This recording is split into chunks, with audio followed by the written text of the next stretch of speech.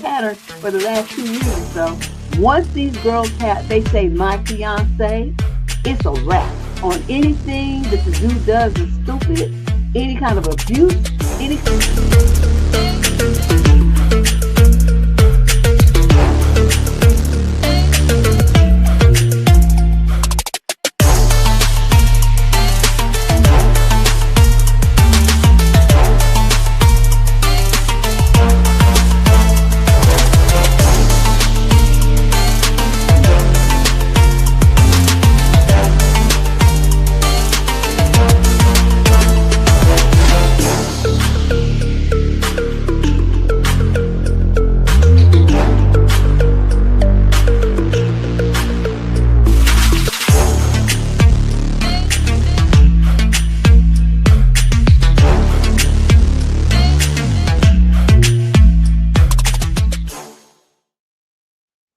I had to change the music and make the music as hard as this show is. That's what I'm talking about.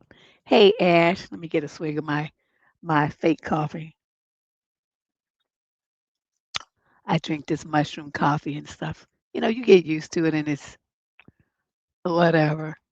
But anyway, good to see you guys. We're going to pick up with I've been getting sleep and I think I finally turned the corner. I'm still a little bit congested, but my doctor said, you could take some Sudafed or something. I'm like, no, thank you. I don't want to do any more drugs, even if you can buy them at the pharmacy. I don't want to. Trying to reduce that kind of stuff. So um, I'm just soldier on through. So let's get started with the show. You know, I'm not like Candace. I don't have these skills, so I don't even know. I think I ran out of paper. I think that's what the problem is here. Hold on, y'all. Yep, sure did. So I didn't get to print all of the column. This isn't good. See my disorganization. Well, I put the paper in my printer.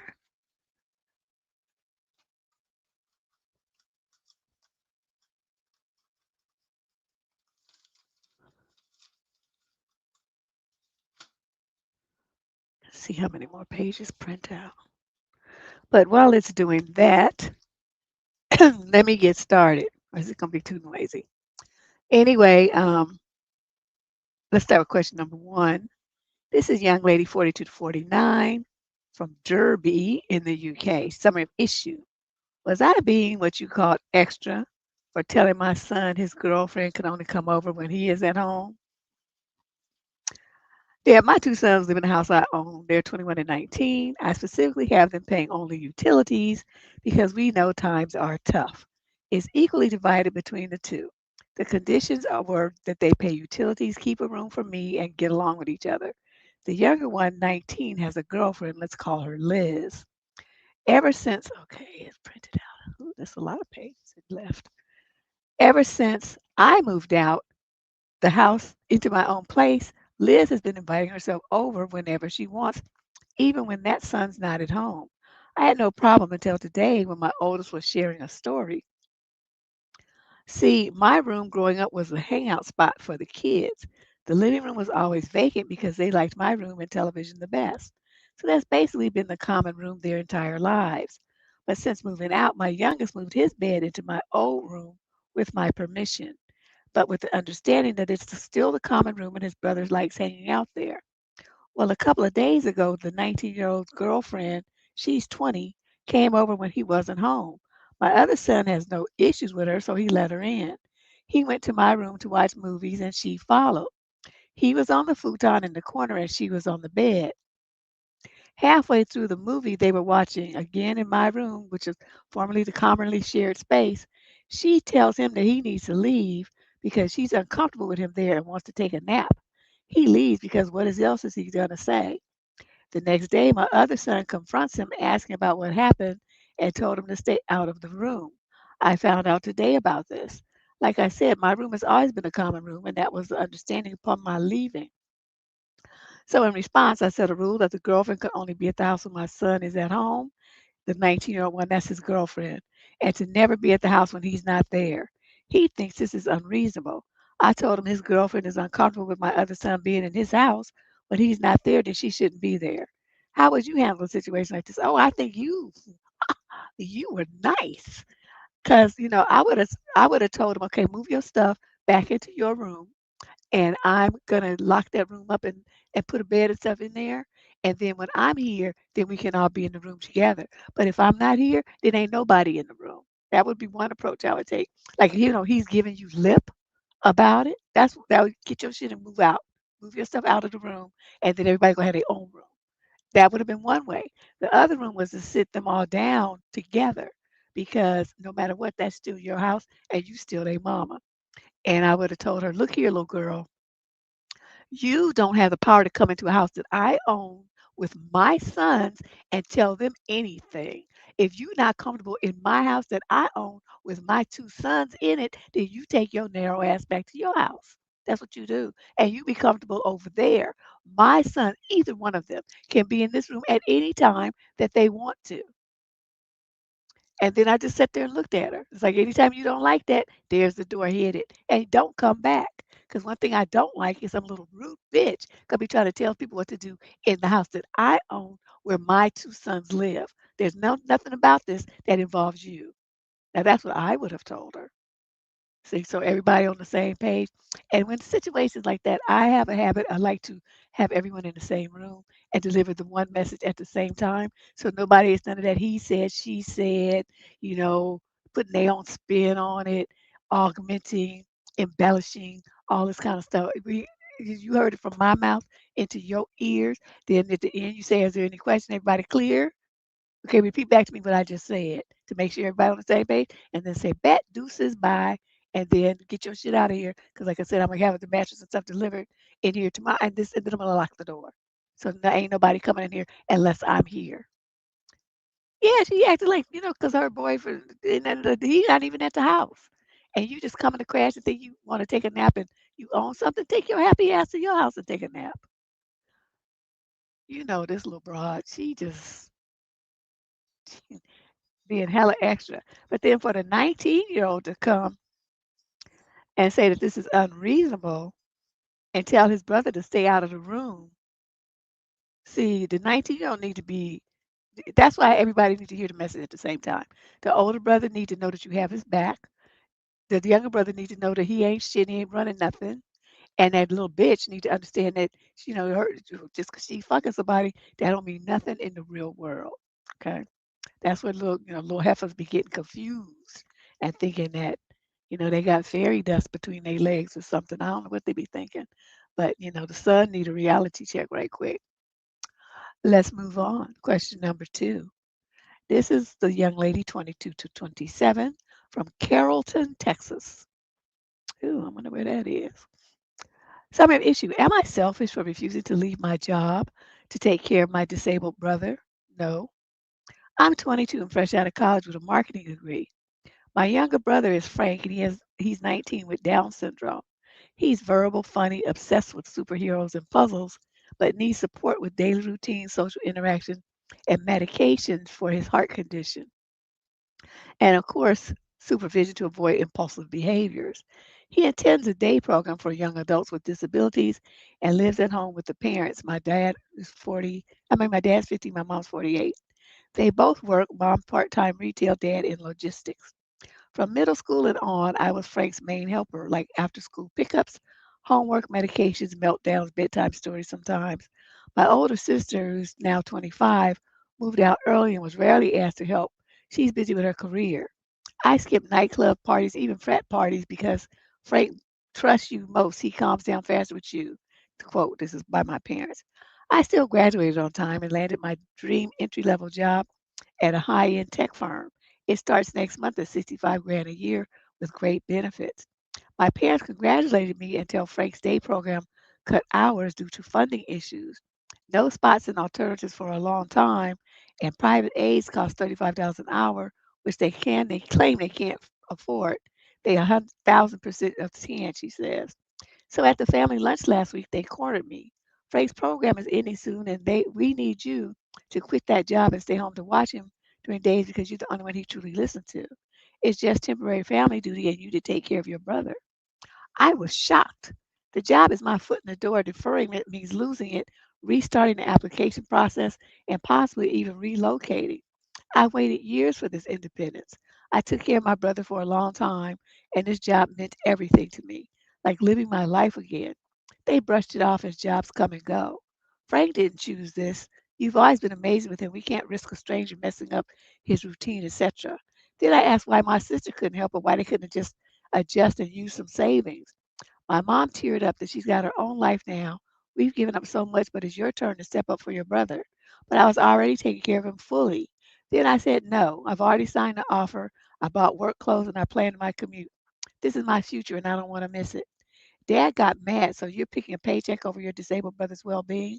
What kind of sister are you? Wow, they are really landing on thick, huh?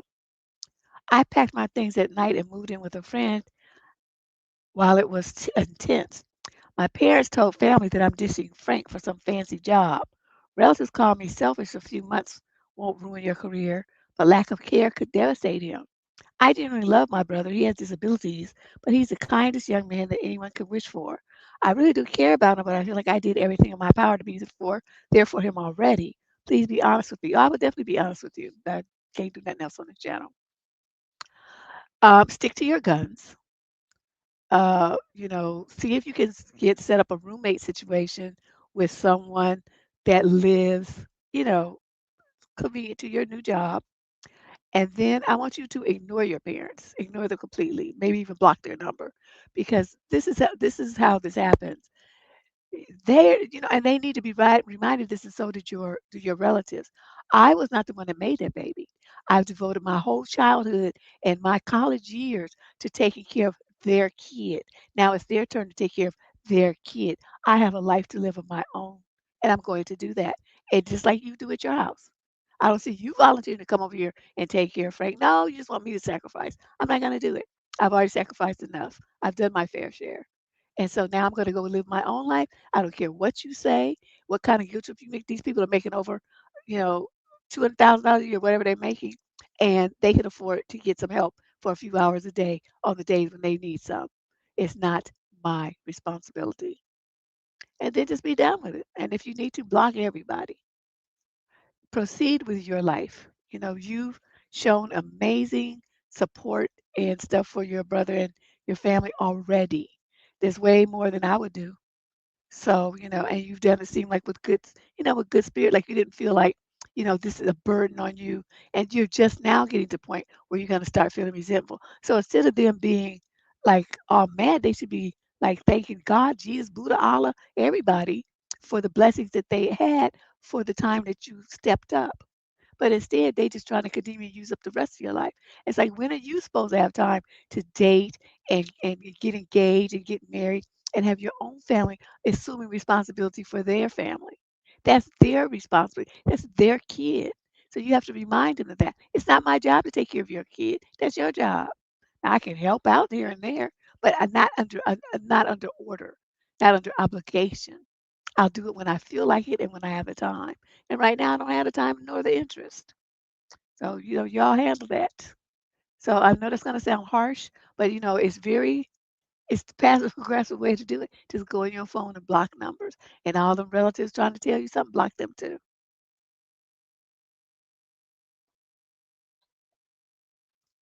Because like people are always real quick to tell you what to do with your time and your energy and your money. But when it's time for them to step up and do something, they be all quiet as a mouse. As my dad used to say, a church house mouse. So that's quiet. Question number 3. This is a female, 22 to 27, from Washington, D.C. The young man she's writing about is 18 to 21. Summer issue. My friend called me a bitch, and I'm upset and shut down the rest of my shift and need advice on how to let him know. He is 21. I am 24. He joked around and called me a bitch. Okay, this is at work. It hurts much more than I expected, and I became quiet the rest of my shift. He asked me if everything was okay at the end of our shift, and I said yes, but regret not saying anything at the time. How do I let him know I think he's disrespectful? He obviously noticed something was up. I wish I could have straight told him I don't call me a bitch, but I hate confrontation. You better get over it. And I really like him as a friend. Well, I don't know why, but I just don't like being called a bitch. I don't call him names like that either. We go forth back and forth like bros, but bitch crosses a line in my opinion. Any thoughts? Yes. I want you to, this confrontation thing you're talking about. You're a young woman in the workforce. Okay, just starting your life. You're gonna be dealing with men who are much worse than this, until the age you retire and possibly even after that. So what you need to do is grab him at the start or the next year before y'all are really embroiled in your work and say, the other day you called me a bitch. I'm going to tell you this. That's going to be the last time you use any kind of profanity at me. We're at work. You need to maintain your professionalism. If you do anything like that again, I'm going to report you to HR for this verbal inappropriateness and what they call it. There's a term for it. I can't think of it right now. But it's super unprofessional. But you can tell your manager, and they say we won't be working on the same shift because you don't know how to control your mouth, and you let him know that. Say you owe me an apology. And if he does an apology, then that then it's over because he needs to be put in check. I mean, that might be cute where in the little hood rat neighborhood you come from, y'all call each other names and stuff. But see, when men start calling women that, like, I know gay dudes call each other, oh, bitch, you did. Okay, but that's different. It's like a cultural thing, right? So, but when you're a straight man and you calling a straight woman a bitch, there's a different connotation to it.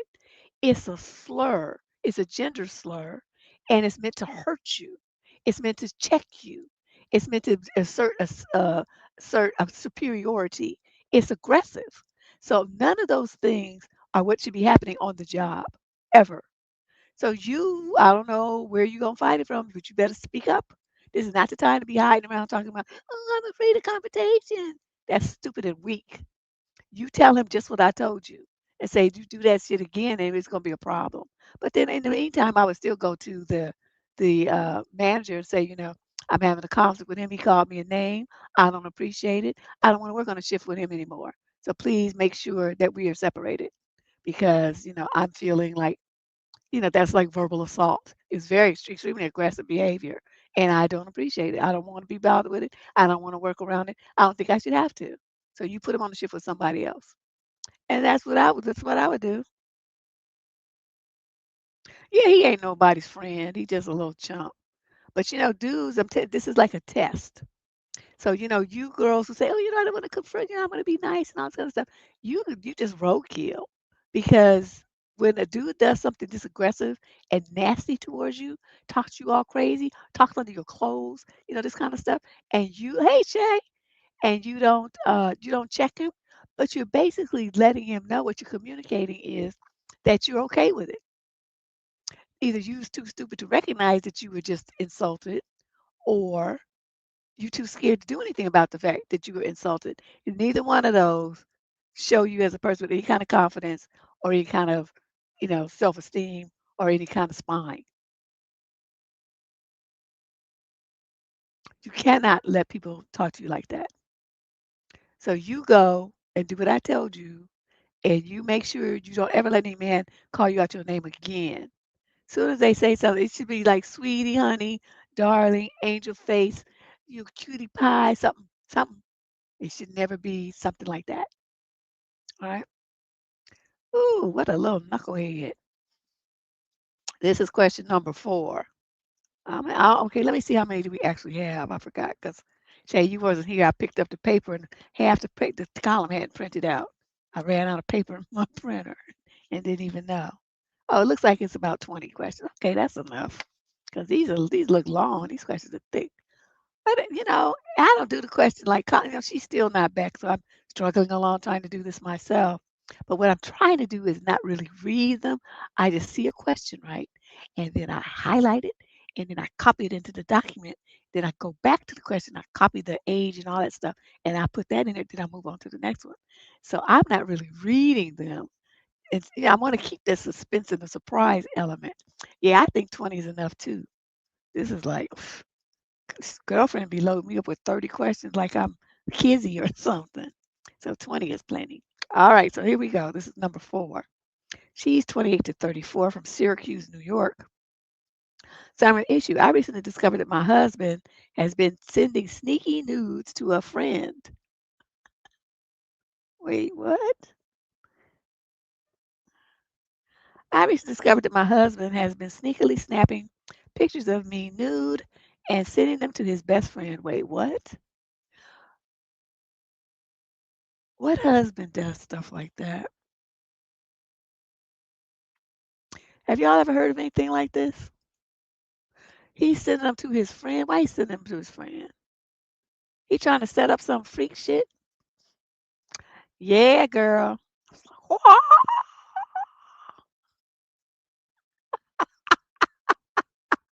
Chop suey. Shut up, Shay. Yes, Shay. That's what I'm saying. She said she didn't say baby daddy boy. She said husband. Okay, I noticed he's had a lot of deleted messages with his best friend, and I recovered them last night and went through them while he was asleep. They've been while I wasn't paying attention, like in the tub, sleeping, and even tried to do some during Nook Nook, but I caught the flash. I did question him on what that was, and he said he accidentally pushed on his phone.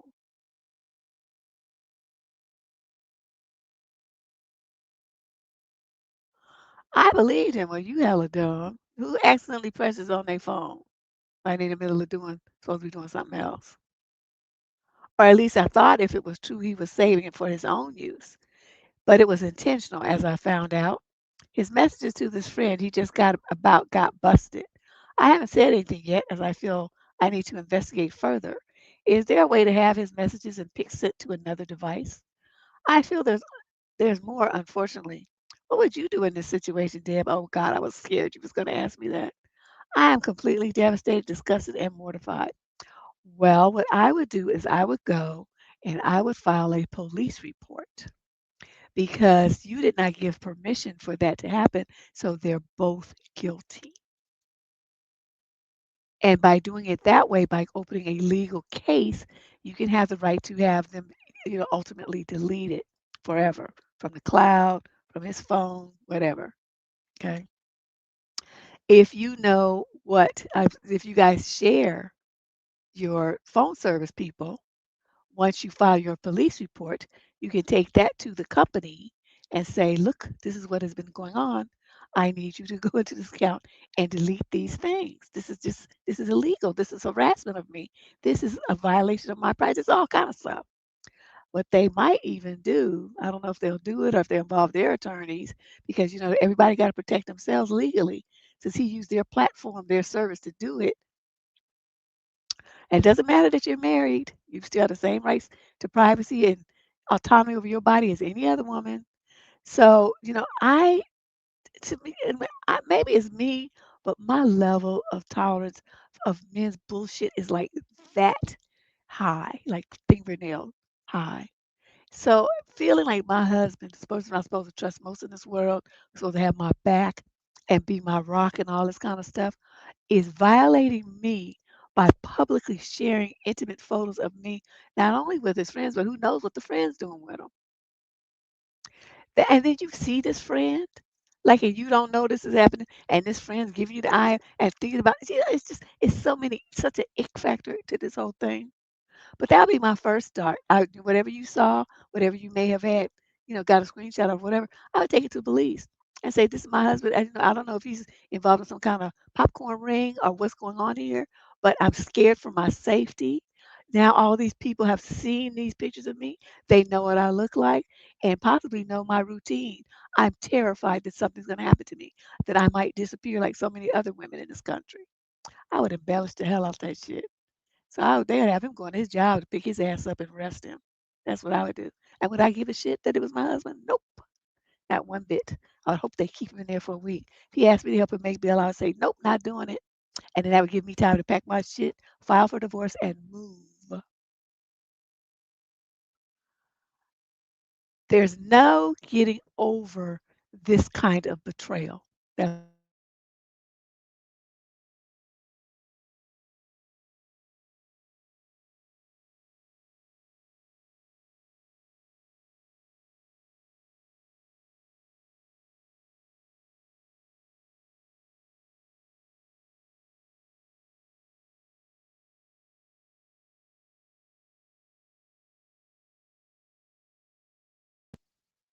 My mic muted itself for some unknown reason. Anyway, as I was saying, uh, there's no coming back from something like this. This kind of betrayal is forever. I would never trust this man again for anything to do with me. And just think, if he's doing this to you, and you a grown woman, what might he do if you had a teenage daughter? See, my mind be going places I probably don't need to go. But you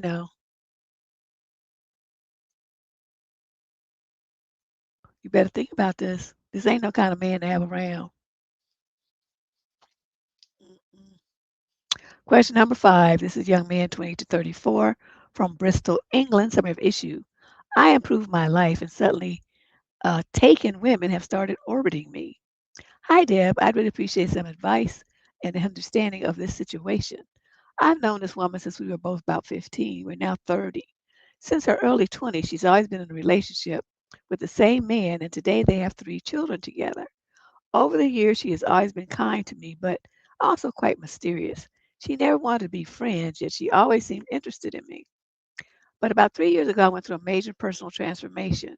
I significantly improved myself both physically and in terms of status and confidence. In short, I grew into my masculinity to become a man. Yeah, that's about usually when it happens between 30, between 30 and 35 for most men. Around the same time, I noticed that she seemed completely lost in her relationship and started openly showing interest in me. I kept my distance and clearly told her that she should focus on fixing her relationship, especially since she has 3 children and openly admitted having problems with her partner. Despite this, she continued to show interest, but now in a hot and cold way. In person, when we meet during the day, we do gym at the same place. She greets me warmly and behaves flirtatiously. On social media, however, if I message her, she doesn't reply. She even removed me from seeing her story, so I can't see any updates about her life. You shouldn't be looking. We're going to talk about this in a minute. At the same time, several friends pointed something out to me that I hadn't noticed before. Whenever I turn away, she almost always stares at me and keeps an eye on me. This has made me wonder whether she is secretly attracted to me or if she is harboring some kind of malicious enchantment toward me. Malicious enchantment. I don't know what that is. To be clear, I do not want to start a relationship with a woman who is emotionally conflicted, has children, and is involved in an unresolved relationship. However, as a man who wants to grow and understand social dynamics, it is important for me to understand what's actually happening here. I understand that she may have been interested in me when we were teenagers. What I truly struggle to understand is her current behavior. Why does she watch me intensely when I'm turned away without my knowledge while simultaneously cutting off my access to her life on social media, something I don't even care about since I don't follow anyone's updates anyway? Then how did you know she blocked you? Stop lying. What is this behavior called? Any insight you have would be appreciated. It's called nosy bitch syndrome. I don't know. Ask you asking me? I never heard of it before. I'm gonna tell you one thing though. This could be dangerous for you. That's I want you to stay off her pages. I want you to go on your social media and block her so she can't follow you or see you on social media. And don't you be approving no random requests either. If you don't know the person, you don't approve them. So you block her just like you think she blocked you. You want to do this for a number. This reason is the main reason. Number one, you don't know what her story is. Okay, what is she telling all these other people while she acting all flirtatious with you in the gym? Knowing she got a man and 3 kids, what is she twisting around to make it look like you're responsible for something? See, I don't, maybe I'm too suspicious, but I would be giving this a serious side eye. Number two thing is you don't know nothing about her man. Is he a jealous, crazy fool? Is that why she blocked you so that it won't be no evidence? Does he stalk her social media pages? That's another reason why I want you to block her from your stuff. Okay. You don't want her seeing your stuff. You don't want him being able to see your stuff. You don't want her friends to be able to see your stuff. If you don't know the person personally who's looking on your page, they should not have access to your page. Okay? You're not a public figure. You don't need to do that. The third thing I want you to do is when she tries to act flirtatiously at the gym the next time, I'd say, "Why are you acting like that?" Just pull her up short. I'm not saying you insult her or call her names or accuse her or anything. Just say, "You're acting weird. Why are you acting like that?" And she'll be like, "What was like like an ingenue flirting or something?" I don't quite put my finger on it, but it's not how you usually act. Just can you just be regular? This is like freaking me out. It's weird. Okay. Now, what does that do? That number two does two things. Number one, it tells her that you noticed that she's being extra. And number two, that you don't like it. Okay. It's done very politely, it's done very gently, but it's done. Okay. And so then if you start giving her the stank face, if she continues to do that, looking at her like that, that's the stank face in case you don't know. Then she's gonna understand that everybody who's watching you, based on her story, will see your stank face and knows that things aren't quite the way that she spinned them to be. So you follow my script, sir. I'm giving you like physical actions, social media actions, and verbal actions that you need to put in place to protect yourself from this woman. I don't know what her game is. I hesitate to say, "Hey, Chevette, well, he shouldn't have to change his gym." I mean, people like I have a gym. I've been saying going to this gym for like 20 years. Why should I have to change my gym because somebody else? Now when is he's fully within his right to do what I told her and back her the fuck up off of him? She gonna be embarrassed. She might end up changing her gym because he gonna be giving her the stank face every time he sees her. Okay, you're not gonna be friendly with this bitch no more. Okay, and you get somebody who's she been with some motherfucker for 15 years and ain't married yet and then had 3 kids by him. She's an idiot. I don't know what else to say. She's stupid. So I'm glad to see you not interested and don't think that that's something you have any motivation to do. But you stay away from this chick. Okay, she just sounds like trouble. Question number 6. This is a female, 50 to 56, from Indianapolis, Indiana. Summer issue. Conflict with boyfriend over moving in. My boyfriend of 10 months has been asking me to move in with him for a while. What? Less than 10 months? He already been asking? I've been reluctant because I wouldn't move in until we get to know each other better.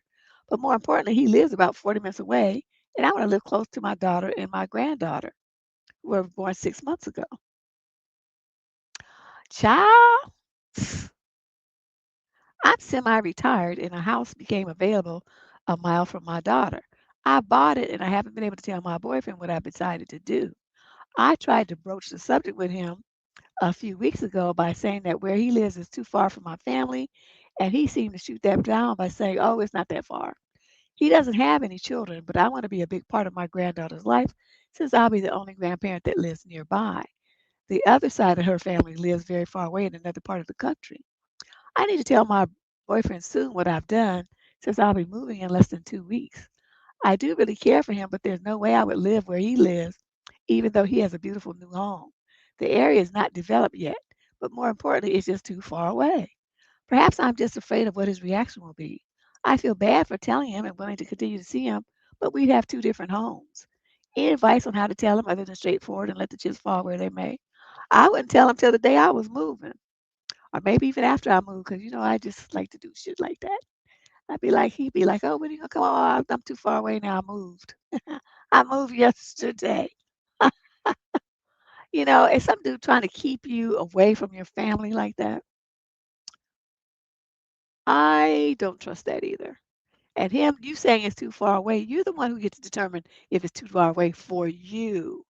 Him saying it's not too far away, I mean, what is that? He's just denying your reality? Like you don't get to have an opinion? See, I don't like when men do that kind of stuff. I mean, they don't see it as anything else, but basically what they're doing is dismissing your concerns, your choices in your life. He's just dismissing it as not important because not what he wants. So see, when guys do that kind of stuff, it's a turn off for me. And I'm very sensitive to it. They say anything about, dismissing my opinions. And I'm done. I'm done because it's controlling. They might not see it that way, but it is because he will try to tell you how you feel. He knows what you feel better than you do. No, motherfucker, how about we break up? So what, you really want to know what I would think? I'll say, well, it's probably best for us to just break up and you find somebody who lives closer to you so I can find somebody that lives closer to me. I want to be close to my grandbaby. She's only 6 months old. Yeah, you don't want to miss, those first couple of years like that. A mile, I mean, you could walk there, visit for an hour or two, see her, help your daughter out with some stuff in the house, and then walk your ass back home. Be good exercise for you as a senior, and it'll be good for you guys developing a close relationship. I tell you, there's nothing like, honey, my grandmother and me, my maternal grandmother, we was like this. That's my girl. Okay. I would spend whole summers over there with her and be mad when I had to go back home to go to school. I would just be mad, just out of control mad. And it wasn't like her house was no fantastical house or nothing. It was just her energy. I just liked to being around her. And when she died, man, I was destroyed. For like 5 years, it took me to get over it. It was terrible. That's and when I started to drive, sometimes like I'd be on my way somewhere, you going to the club or I'd get off I go the extra freeway because it's, San Francisco. I go her way instead of going downtown. I get off the freeway and go over there because she lived right off of Silver Avenue. And I'd get off and hop and visit her for 10 to 15 minutes and be like, oh, I got to go meet my friends, give her a kiss and a hug, and be back in my car, back on the road. That's how much she meant to me. I made time for her. If she wanted to go to the grocery store, I was the first one there taking her. So what I'm saying is don't let anybody, any third person come between you and your grandchild, your granddaughter. That is a relationship that you will both remember for the rest of your lives. And so you do what you need to do. Don't feel guilty. Don't feel bad. And don't worry about his old ancient ass. Yeah, they do. They beat you. They steal your money. All kind of weird stuff be going on. I'm like, no, no, no, no. Okay, wait, I skipped something. All right, question 7. Young lady 22 to 27 from Seattle. I was Summer this year. I was gifted a trip by my boyfriend, but the trip was canceled because his parents didn't want us to go. I feel betrayed. How do I move forward? You move forward without him? Leave him to his parents. So let's see the story here. Hi, Deb. I don't have many friends who I feel could turn to for advice, so that's why I'm writing to you. For Christmas, my boyfriend, he's 23 and I'm 24, planned a trip upstate for us to go this Monday or the holiday. So this was last week or so. It was going to be this amazing trip where we went to different restaurants and did different activities, and I was really looking forward to it. So my big thing was like, why don't we just book a hotel room for us the day before, so that way we don't have to be traveling multiple hours upstate on the day of. We agreed and got a fairly cheap little hotel room, but with reason, everything is still ends up being about $100. I know that's fairly cheap, but me and my partner are currently not in our dream or permanent jobs, so even though it's not a ton of money, it's still not pocket change. We've been dating for 4 years, and his parents, for whatever reason, have this negative outlook on us going away. So we were planning all this behind their backs because we knew what they would be like. But something we said tipped them off, and they found out and decided to confront my boyfriend about it. I should mention that he's currently getting his doctorate, so he still relies on his family for financial support. They have no moral qualms about us going away. They just said that if we decide to go through with it, they will have a lesser opinion of me specifically. This hurt me so much because I've tried my best to be the best partner and daughter-in-law I could possibly be. You're not their daughter-in-law, you're dating. We planned on getting engaged soon, and they knew this would hurt me and that it would waste my money, but they still manipulated my partner, and there's nothing we can really do about it without irreparably damaging some relationship. I feel angry and upset. And because this happened today, I still feel a little upset at my partner because I feel like he didn't stand up for me. But I know for a fact that just because he didn't want this to affect how his family viewed me. I don't know how to go forward from this. I don't know how I could face his family again knowing that this was very malicious on their part. They bring up no qualms except for the fact that we, quote, lied to them, which we did. I'm not denying that. But I just know that we would never have allowed us to go. They would manipulate my boyfriend into not going. Maybe I'm just overreacting, and maybe it's just because it just happened. But I need to know what you and the ladies of the squad think. Thank you. Okay, you wrote so much, girl. Let me refresh myself. So you've been dating for 4 years, and his parents are gonna say to you that if you go on the trip and have a spend a night in a hotel, that they would have a lesser opinion of you specifically. I'm not one to really mince words. I would have to say, so your son spent the night in the hotel laying right next to me. You wouldn't have no feelings about that? Don't you understand that with the same thing we would do that we do here all the time, we would do in a hotel room? It's no difference. What are you talking about? You sound crazy. Would I have said that? Absolutely. Because I'm just the same everywhere. Because I mean, think about it. Home and a hotel. What difference does it make? You still doing the same thing as the same two people. What's the issue here? So I don't know. I know you in love and you went to do for 4 years and all this old stuff here. But to me, you can't be a man when you still allow your mommy and daddy to control you like that and you in your mid 20s. You're still a child. Now, if you want to date and be schooling a child, he's 23 years old, then I don't know what to tell you. I mean, he could get a job, he could get a part-time job and take care of himself and have a roommate or something. He depends on his parents for financial support because it's easier, not because he has to. So he's making a choice, just like he made a choice to cancel that trip. So you think about if he told them to break up with you, would he do that too? Most likely. Yeah, these little girls, I mean, they be talking about, my mother-in-law and father-in-law and all that kind of stuff, and they just be the mere girlfriend. I'm like, y'all just really inflating your position here. You're not just like what's that word they used to use? Because there was a group that made a song about it, wifey. Remember that song, Wifey? You my wifey? Okay, everybody was wifey then. And all these girls walking on with their chests all inflated, talking about, "Well, I'm his wifey." No, bitch, you just dumb. It's like there's no such thing in a court of law as a wifey. You don't get shit. If you don't get no inheritance, you don't get no rights to survivorship. You don't get anything being a quote wifey. You're a baby mama. Okay, let's just be honest. You just the girlfriend, the booty. That's all you are. That's all you is. Talking about wifey and calling people mother-in-laws and stuff. Psh, he don't have one. That's why he's not a good bet. So she's messing around with some clown for 4 years who's just stupid. Jagged Edge, okay. Yeah, that sounds about right. That used to be the song in all the clubs. Oh my God. They put that song on. People just flock to the dance floor like it's like the first song ever in the history of the world. Ah, that's why I've given up the club life. I just can't do it no more.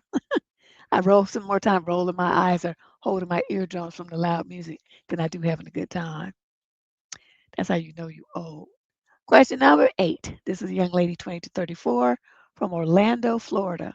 Summer issue. I am not sure if my issues with my boyfriend are even worth working through. Well, the fact that you have to ask means they're not. I'm going to tell you that right now. That doubt has creeped in and you're questioning it, a decision has already been made. You just want to go through with it. You don't want to finalize. You don't want to drop the axe. But you've already made the decision. That means it's not. But let's see what your thought processes are. My boyfriend is 33 and I'm 32, and we've been together for a year and a half. We broke up briefly last year because I had had enough of his behavior.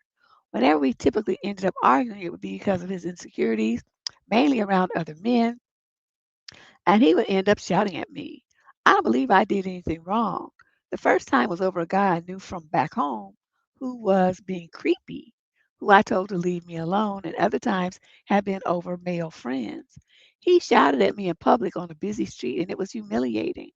The first time he shouted at me, wait, first time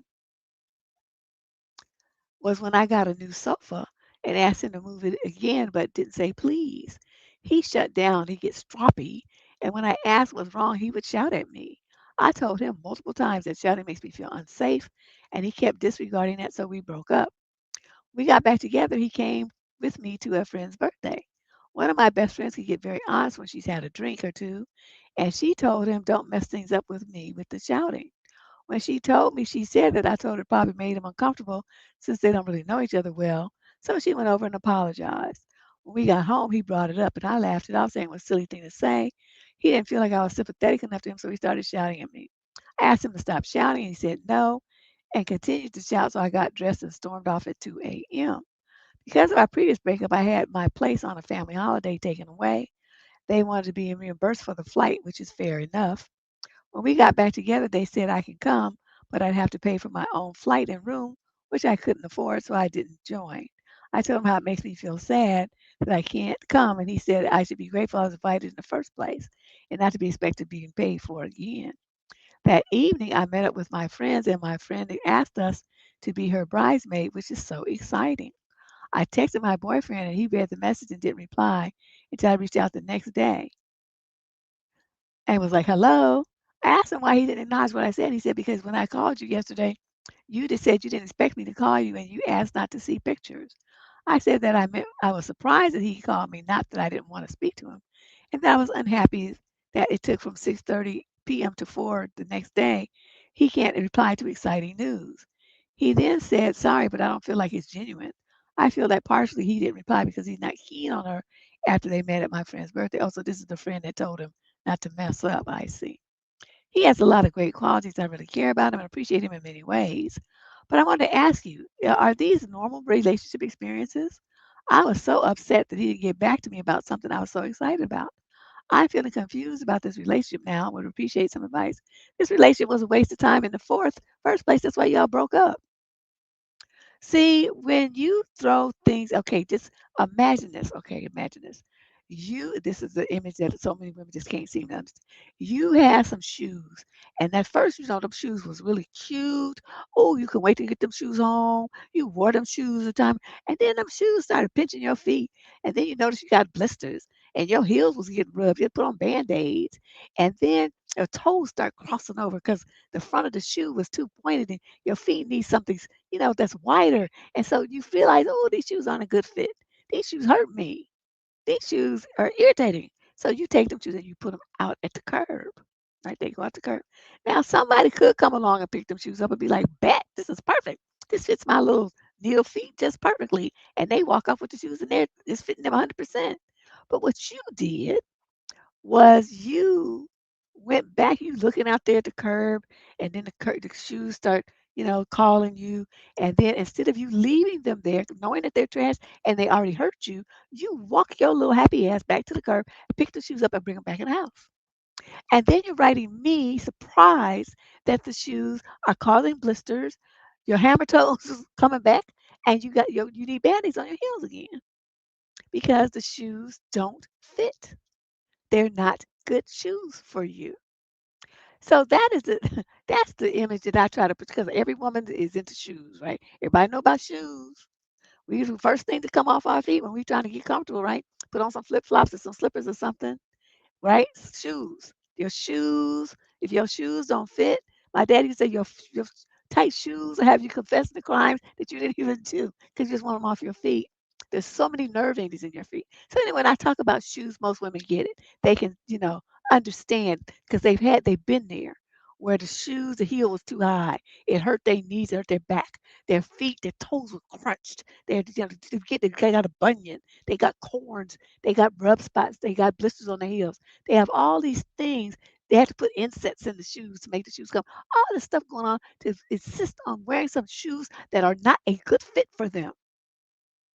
That's what you got. Shut up, Shay. But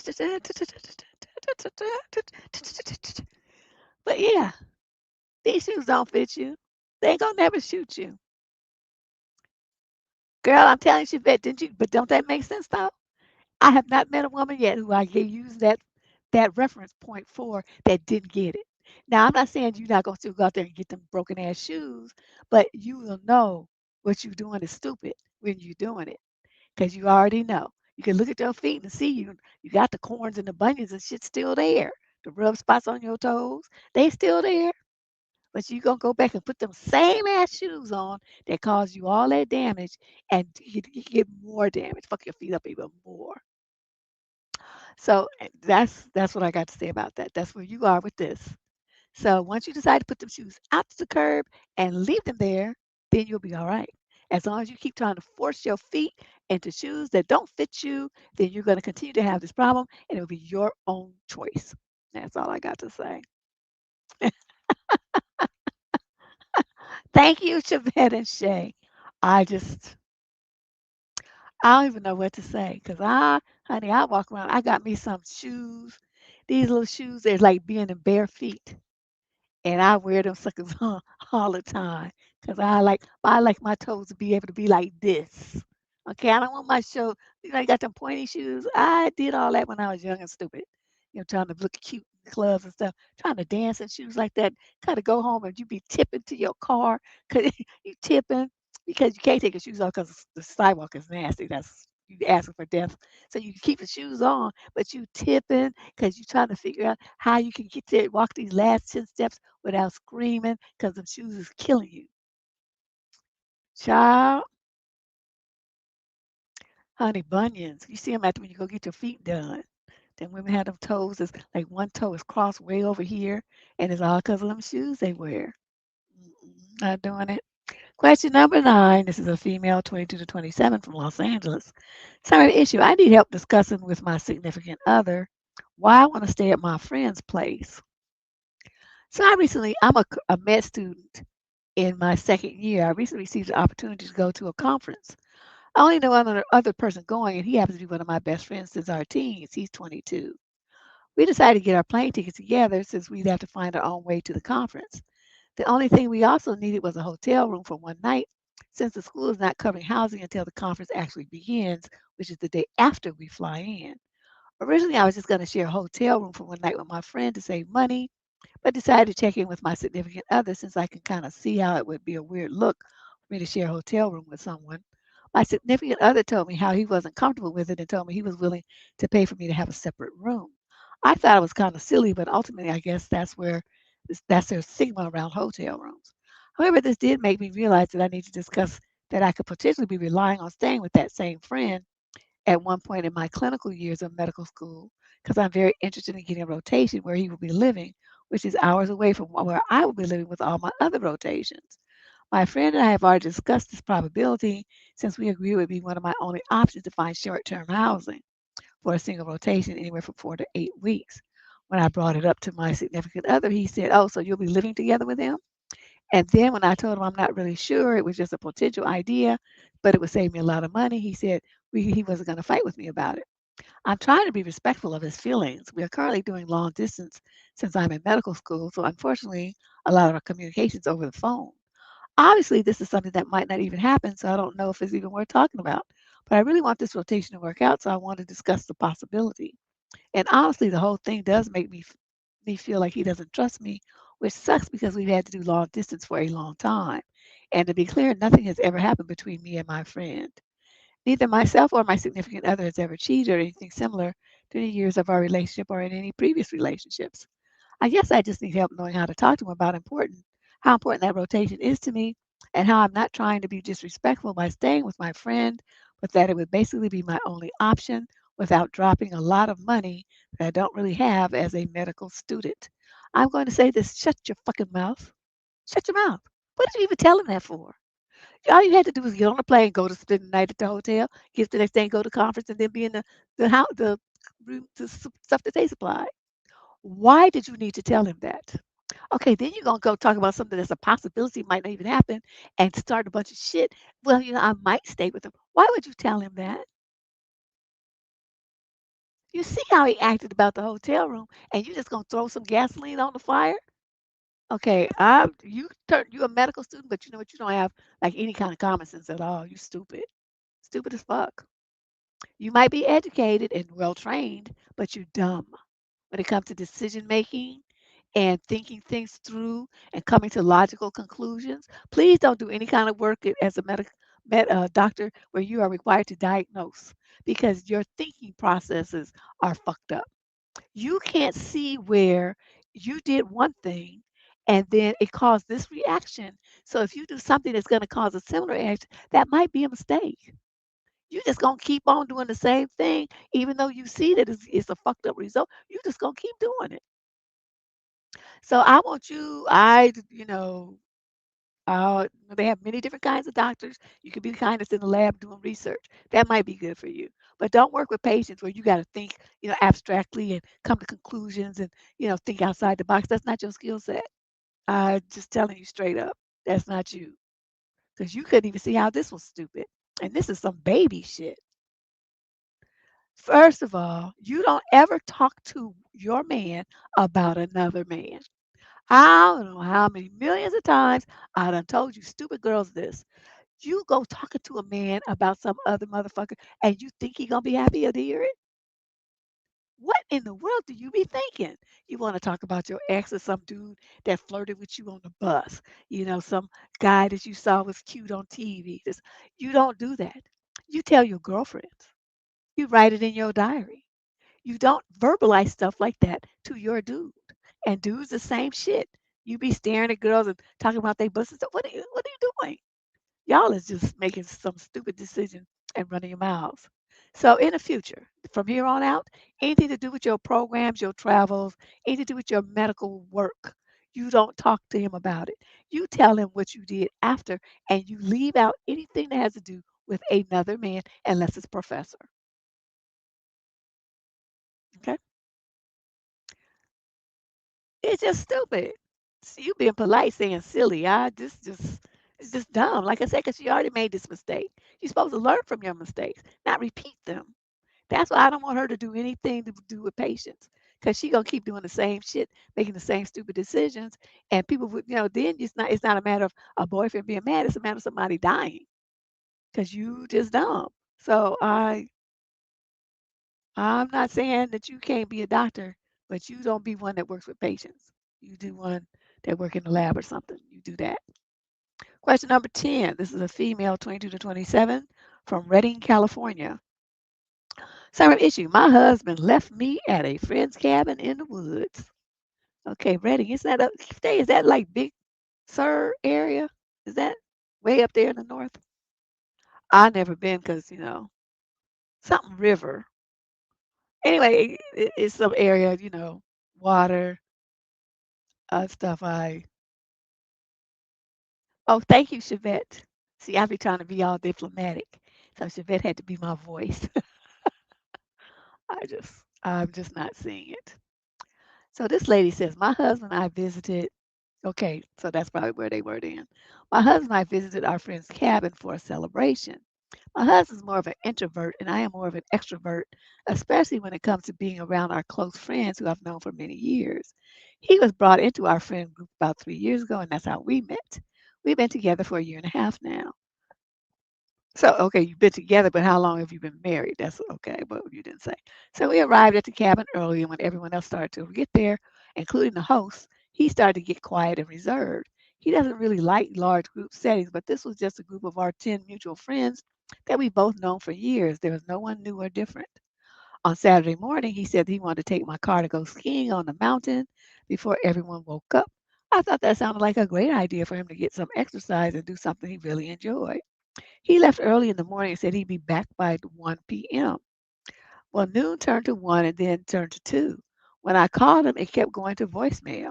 I started to get concerned, but just tried to tell myself that he probably didn't have any service on the hillside. Once 4 p.m. hit, though, I started to get worried. So I called his phone and it with no answer. Finally, around 5 o'clock, I got a text message saying that he was at home. He had gone skiing, decided that he didn't want to come back, took my car, and left me at the cabin. When I asked him how I was going to get home, he just told me that he'd already contacted our friend and he said that he would do it. When I approached his friend, he said that my husband doesn't even have his number and definitely didn't contact him to ask. Yes, I was surrounded by friends and someone probably could drive me home, but it still felt really shitty to have been left behind with no regard for how I would get home or how leaving me without even texting me, telling me the plan would make me feel. If he didn't want to be there, he could have just let me know. If he didn't want to come, he could have stayed at home. But this made me feel abandoned and horrible, especially for the friend who had invited us to the cabin, who I now had to tell that my husband just left me there for them to figure out what to do with. Damn, I'm just not sure what to do with this. My friends think that this is really shitty behavior and somewhat out of character for him, but they are frustrated too because they invited him to join in the celebration and he just left without saying anything to anybody. I guess I'm just not sure what to do here or how to talk to him about this. Whenever I try, he just shuts me down and walks away. How do I approach this? Any advice is appreciated. See, oh, okay. Yeah, he had to be way up there somewhere because you talking about snow. I know we had all that rain. They did say there was some snow a couple of weeks ago, so maybe that's what it is. I'm going to say this. If it were me, how would I handle it? I would go in that house with a suitcase and I'd start packing my shit. Because, I mean, like to me, I said that's what I say. Sometimes it's like, is it me? Because to me, that is the utmost in disrespect. Like I don't give a shit about you. And plus he took her car. It's her car. He took her car and abandoned her in the boonies with some people that luckily she knows, and then just went home. He didn't tell nobody where he was going. Didn't say goodbye to his wife or anybody else at the event, and just left. So see, to me, all bets are off. We getting a divorce, annulment, whatever, because she never said how long they were married. She said they've been together a year and a half, and she refers to him as her husband. But are they really married? Just like the other girl said to her mother-in-law. So I have to ask these days. Yeah, that's some bullshit. They say it's diabolical. We got to keep you out of thesaurus. She's over there looking up words. The diabolical. But yeah, I can't even imagine how first how livid. I would probably fly home on my witch's broom. I would be that mad. I wouldn't even need a car. But and then he gonna try to, and then he's not gonna walk. He's just gonna shut you down and walk off. You just keep walking home, Skillet, because this shit here is over. I can't with these guys. That's your wife. How dare you treat her like that? So see, for me, the marriage would be over. You decide what you because that doesn't sound like a husband. That's not husbandly treatment. They're supposed to worry about you everywhere you go and everything you do. They want to make sure you're safe and taken care of. And so he don't give a shit. He just gonna drive off and just do what he want to do with no regard for how it impacts you at all. No. And then that the thing, like I said, the main thing is, and you gonna take my car? No, if you want to go home, that's fine. You go, but you don't never touch my stuff. You don't take my car. Question number 11. This is a female, 20 to 34, from Fort Worth, Texas. Summer issue.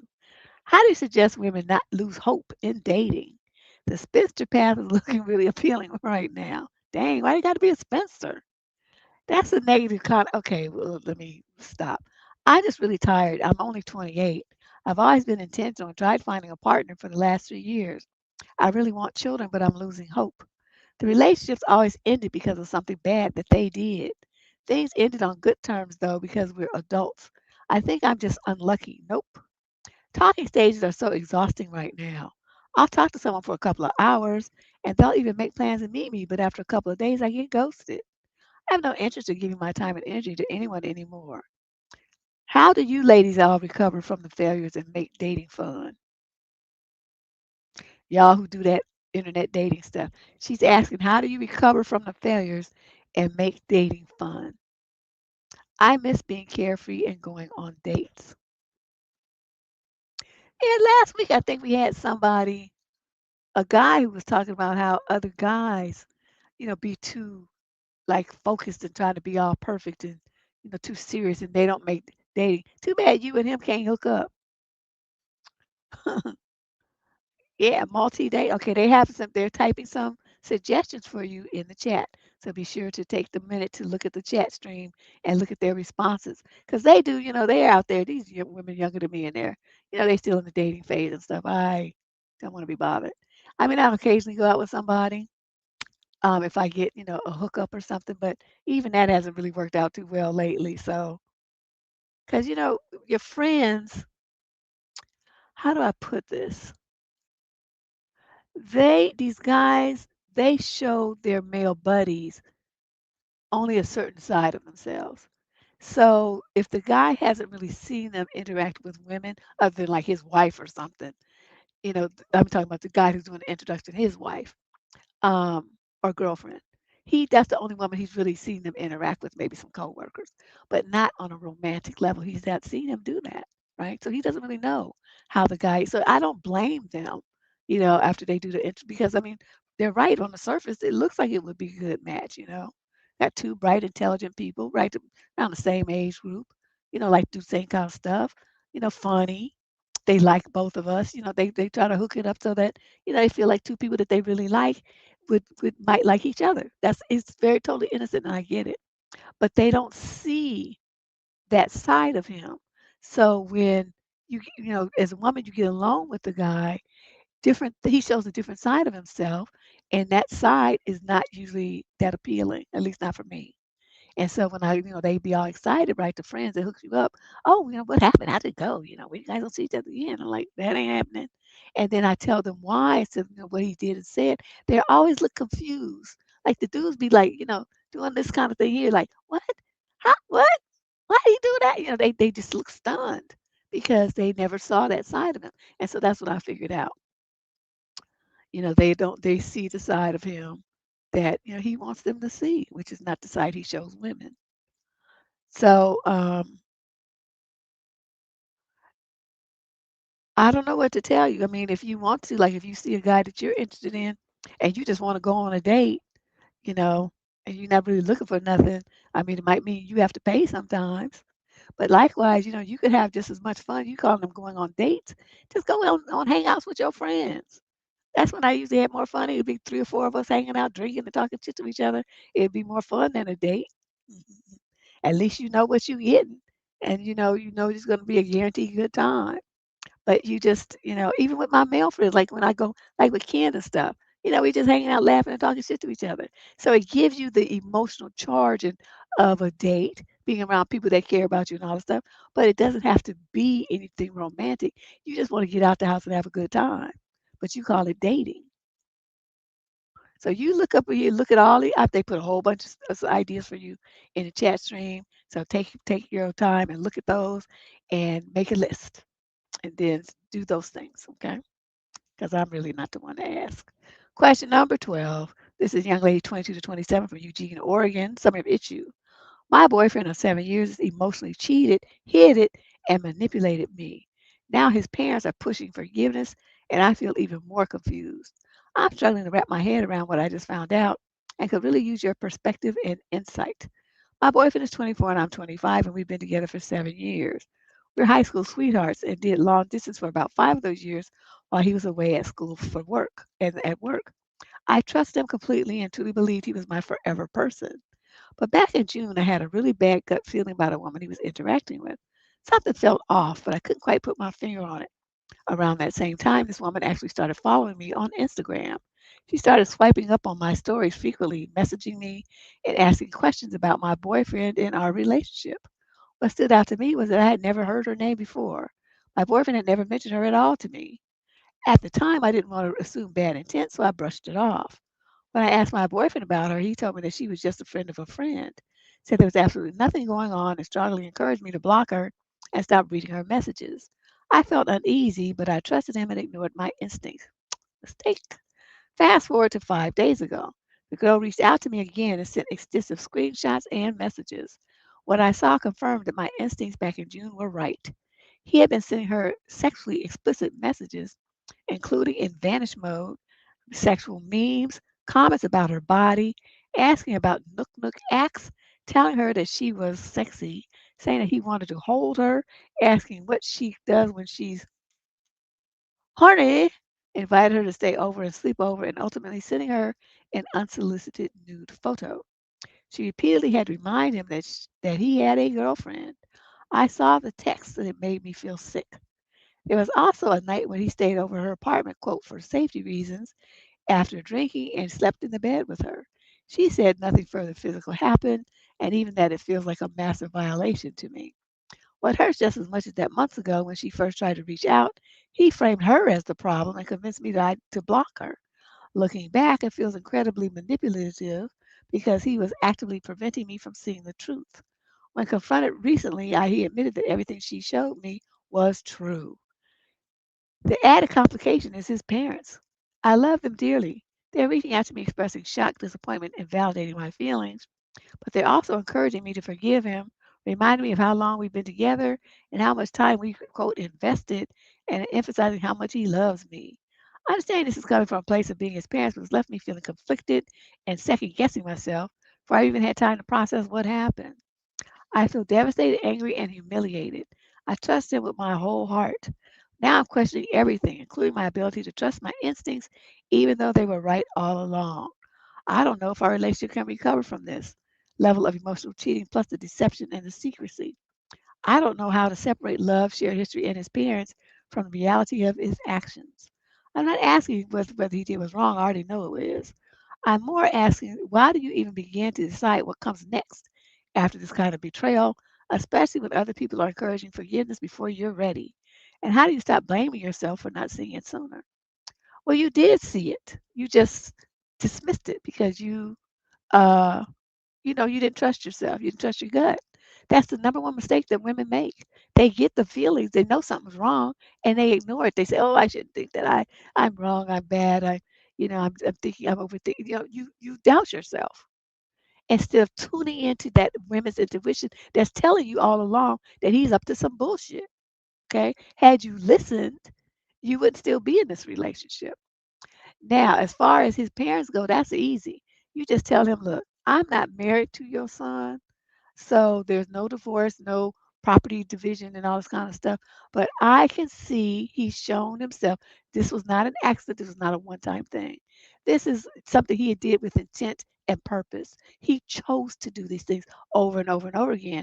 He did not choose to protect me or this relationship. So I refuse to accept this kind of disrespect and mistreatment. I'm going to do so. It's been very nice knowing all of you for these years. I'm going to move on now. Thank you for your time and the energy and the support while we had this relationship. And that's what you say to his parents, and you just dismiss them. They're going to be like, "Oh no, please, please, stay, stop." Your own son hasn't even begged for it, and he's the one who did the crime. So I want you to stop being codependent. This is something that he should be able to handle on himself if he's going to be any kind of man. Okay, then you just let that go. Now, as far as what you tell him, say you are a trifling, two-bit skank ass chasing hoe, and I want nothing to do with you. That's what you tell him. And then you go on your phone and you block him.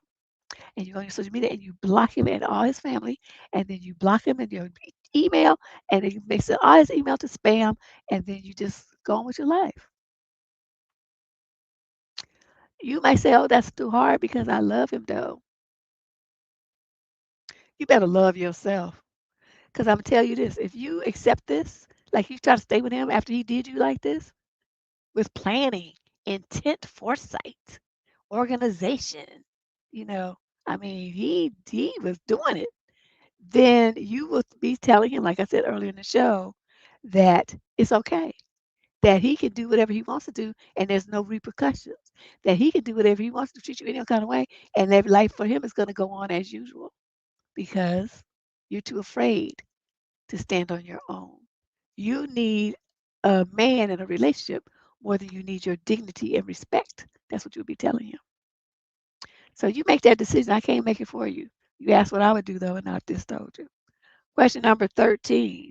She's 22 to 27 from Montreal, Canada. I'm feeling drained by my boyfriend. My boyfriend is 25 and I'm 26, and we've been together for 3 years now. We've lived together for about a one. I love him very, very much. And like any other couple, we've had our ups and downs. We've had conversations about getting engaged. And as of a couple of weeks ago, I felt very in love with him. But now this week, I'm unsure if I even want to be with him. Wow, that was quick. There are a couple of things that bother me about our relationship, not in any specific order. Number one, he's loud and dramatic in the house and messy. I'm a clean person. I feel the need to the house to be clean to feel at peace. He, on the other hand, leaves his stuff on the floor and all over the place, and his office smells like wet rat. Damn. We've talked about this before, and it's gotten really nowhere. If I mention it, he'll make up some excuse. So I either just clean it up or ignore it, but I'm internally bothered.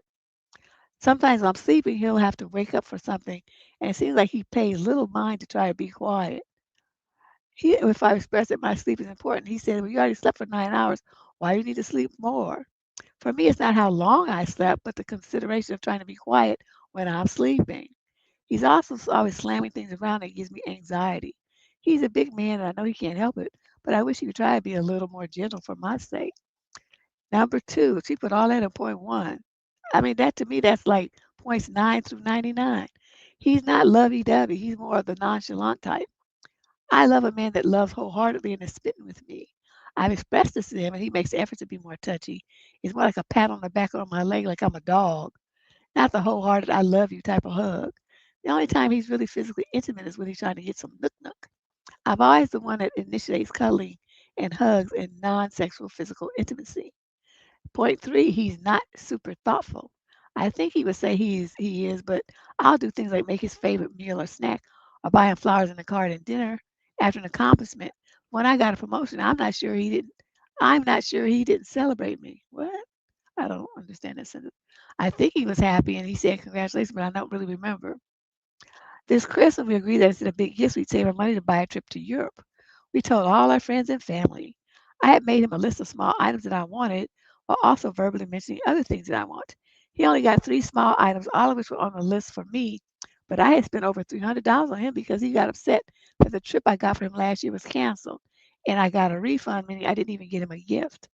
He has made no efforts to plan this trip to Europe, and when I brought it up, he says he has a lot to pay for this year, like a potential wedding ring. Okay, he called me materialistic for wanting a nice ring, blah, blah, blah, blah, blah, blah, blah. So anyway, all little stuff he does, he says, I feel like these are very half-assed efforts. I don't know if I love him so much and we've grown so much together, but his learning and growing is so much slower than I would want. He really does love me for me, and he makes my goofy inner child come out when we're doing good. It's just these types of things, and when we're not doing good, these things aren't as pretty. I've never been more in love with him, so I don't know what to do. Well, my thing is to see, it doesn't matter if you're in love with him. You think about your life going forward. This is way I always determined if I was gonna stay with somebody. Okay, he's doing, RST XYZ. You don't like RST XYZ. You just not feeling it. So you have to think about, is RST XYZ something that you could, you don't like it now, but if this behavior continues for the next, I don't know, say 10 years, you get married to him, 10, 15 years, what are you going to do?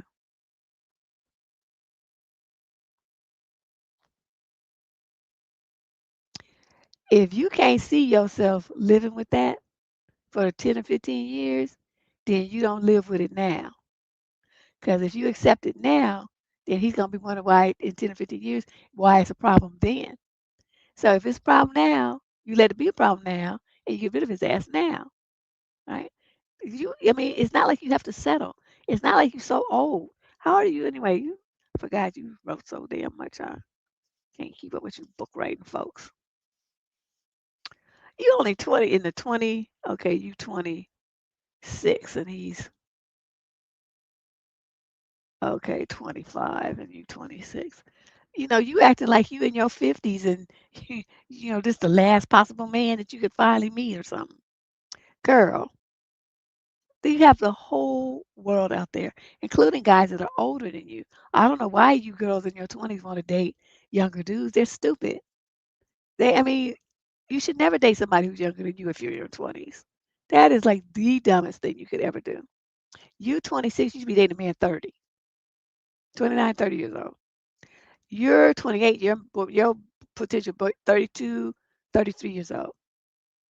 You're 35, you should be dating men 38 to 41. You see where I'm going with this? Especially in your 20s, but even older as you get older, because they don't have any sense. Men don't mature like women do. Their minds be all fucked up. Their thinking is backwards. They're very self-centered. They're like toddlers. They just have beards and deep voices, but they're like little kids. So you're more mature than him at 28 or 20, whatever you said, 26, and you dating somebody younger than you. He's so behind you emotionally and mentally, it's not even funny. So why are you talking about marrying that is just, I can't call that. I don't know what you're thinking. You need to rethink this. Let's move on. Question number 14. Yeah. I think, I'm gonna try to set up one of them girls talks, girls night, except that usually by Friday I'm just so exhausted I can't even see.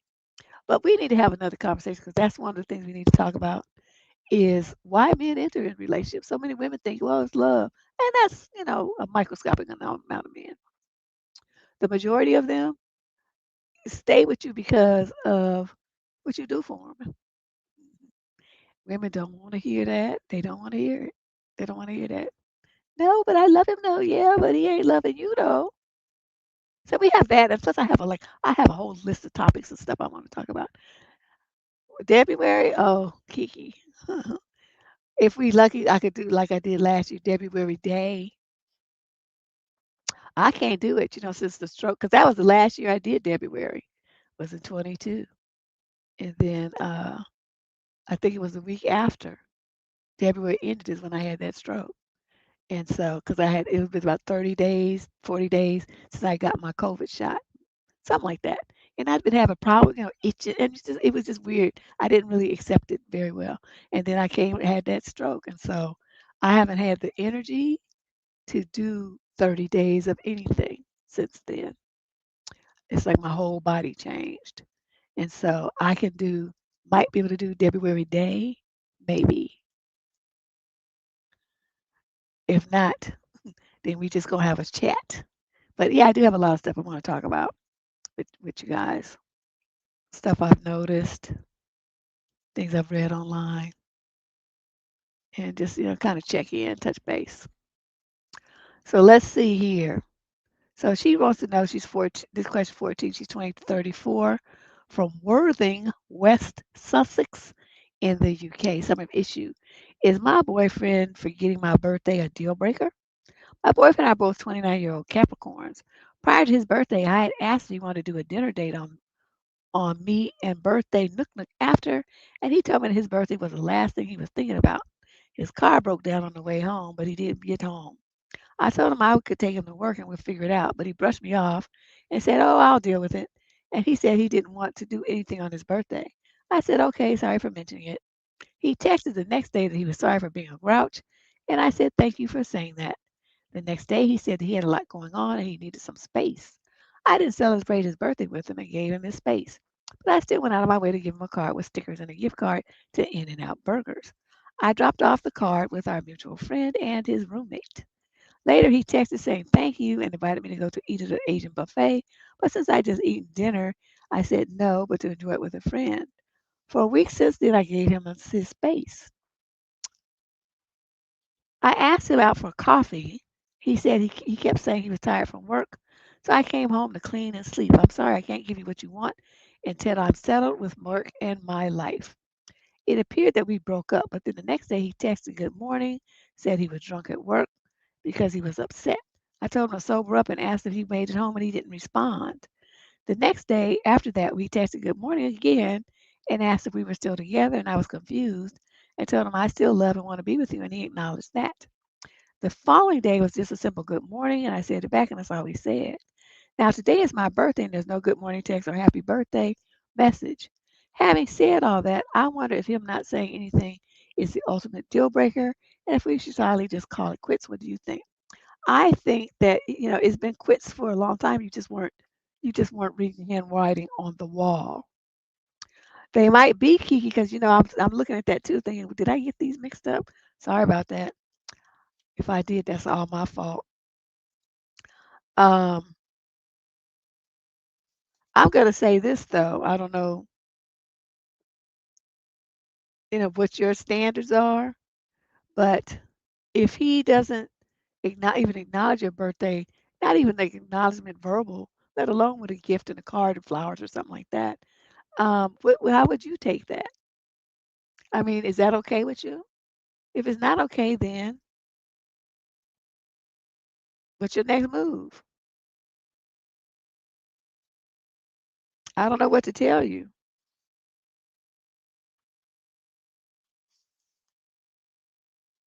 That's not something that would really work for me. Even if we're long distance and stuff, you better send something better show up at my house that you sent some flowers through the little flower delivery service. Something better happen. But that's your decision. That's totally your decision. If you are okay with it, then I'm okay with it. That wouldn't work for me though. Let's move on. This question is from a young man, 20 to 34. He's Caucasian from Raleigh, North Carolina. Summer issue. I like bigger women. How do I stop feeling like I'm in the closet about it? The other day, the other day I was out at a bar with my friends. We're all fun, good-looking guys, and dating isn't hard for us. We connect with people easily, and it's always good vibes. My friends are actively dating or already in relationships. I had a bad breakup in 2025, So I've been keeping to myself more so. This night, however, I finally decided to put myself out there and get this girl's number. She's a little chubby, but very pretty. We exchanged info, texted a little, and then things fizzled out. Whatever. A few days later, I'm out with one of the guys from the previous night. He gets a little drunk and starts making jokes about the fat girl I was talking to. I was too embarrassed to say anything, so I just gray rocked the situation. The jokes end and we move on to other business. But my feelings were hurt. And it's very confusing to me because I don't know why my feelings should be hurt. A girl I was attracted to was attracted to me and gave me her number. I don't need my friend's approval. But the shame I felt had just been so overwhelming, really.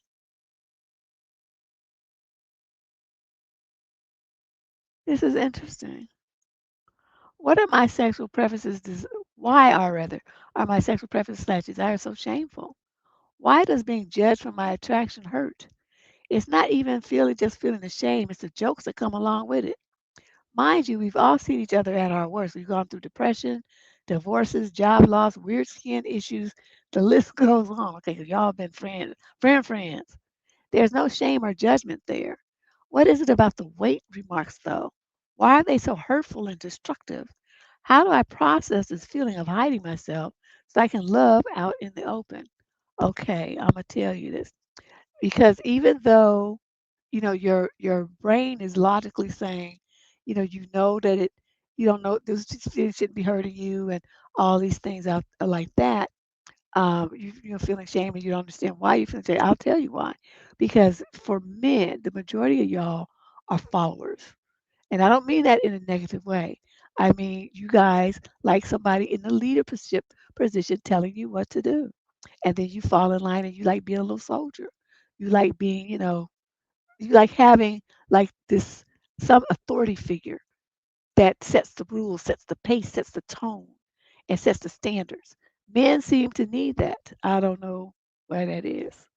So when you have that, that need, you need approval. You need to feel like you're part of the pack. You need their acceptance, their buy-in, their approval that you're okay. That's where this is coming from. And I say I don't want to say it. I'm not saying this is a mean thing to you.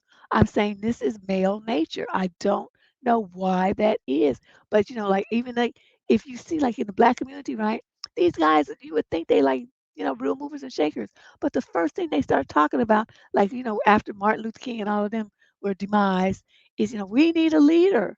Well, why don't you step up and do it? And you can start in your community and lead something there. And then it's like Huey Newton did.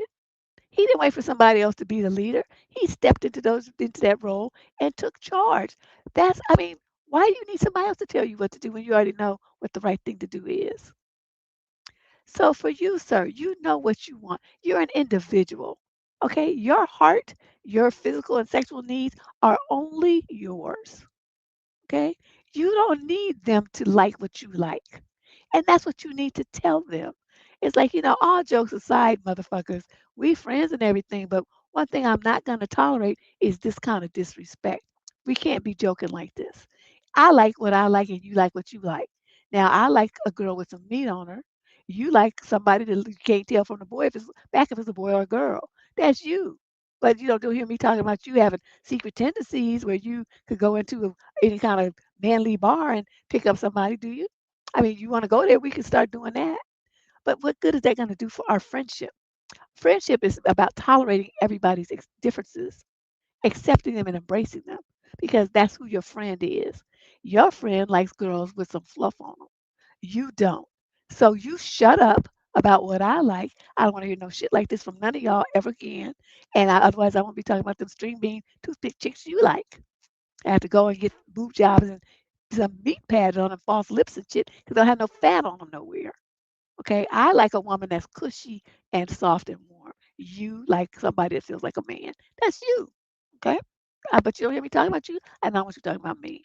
So you have to throw some little digs in there to get them back. You can't just let do a totally cool and professional thing. You have to lob some grenades back at them so they know how it feels. To know that just like you taunt somebody, you can be taunted too. So then there has to be like a mutual acceptance and a mutual give in and a white flag on both sides, not just yours. And then, you go ahead and like who you like.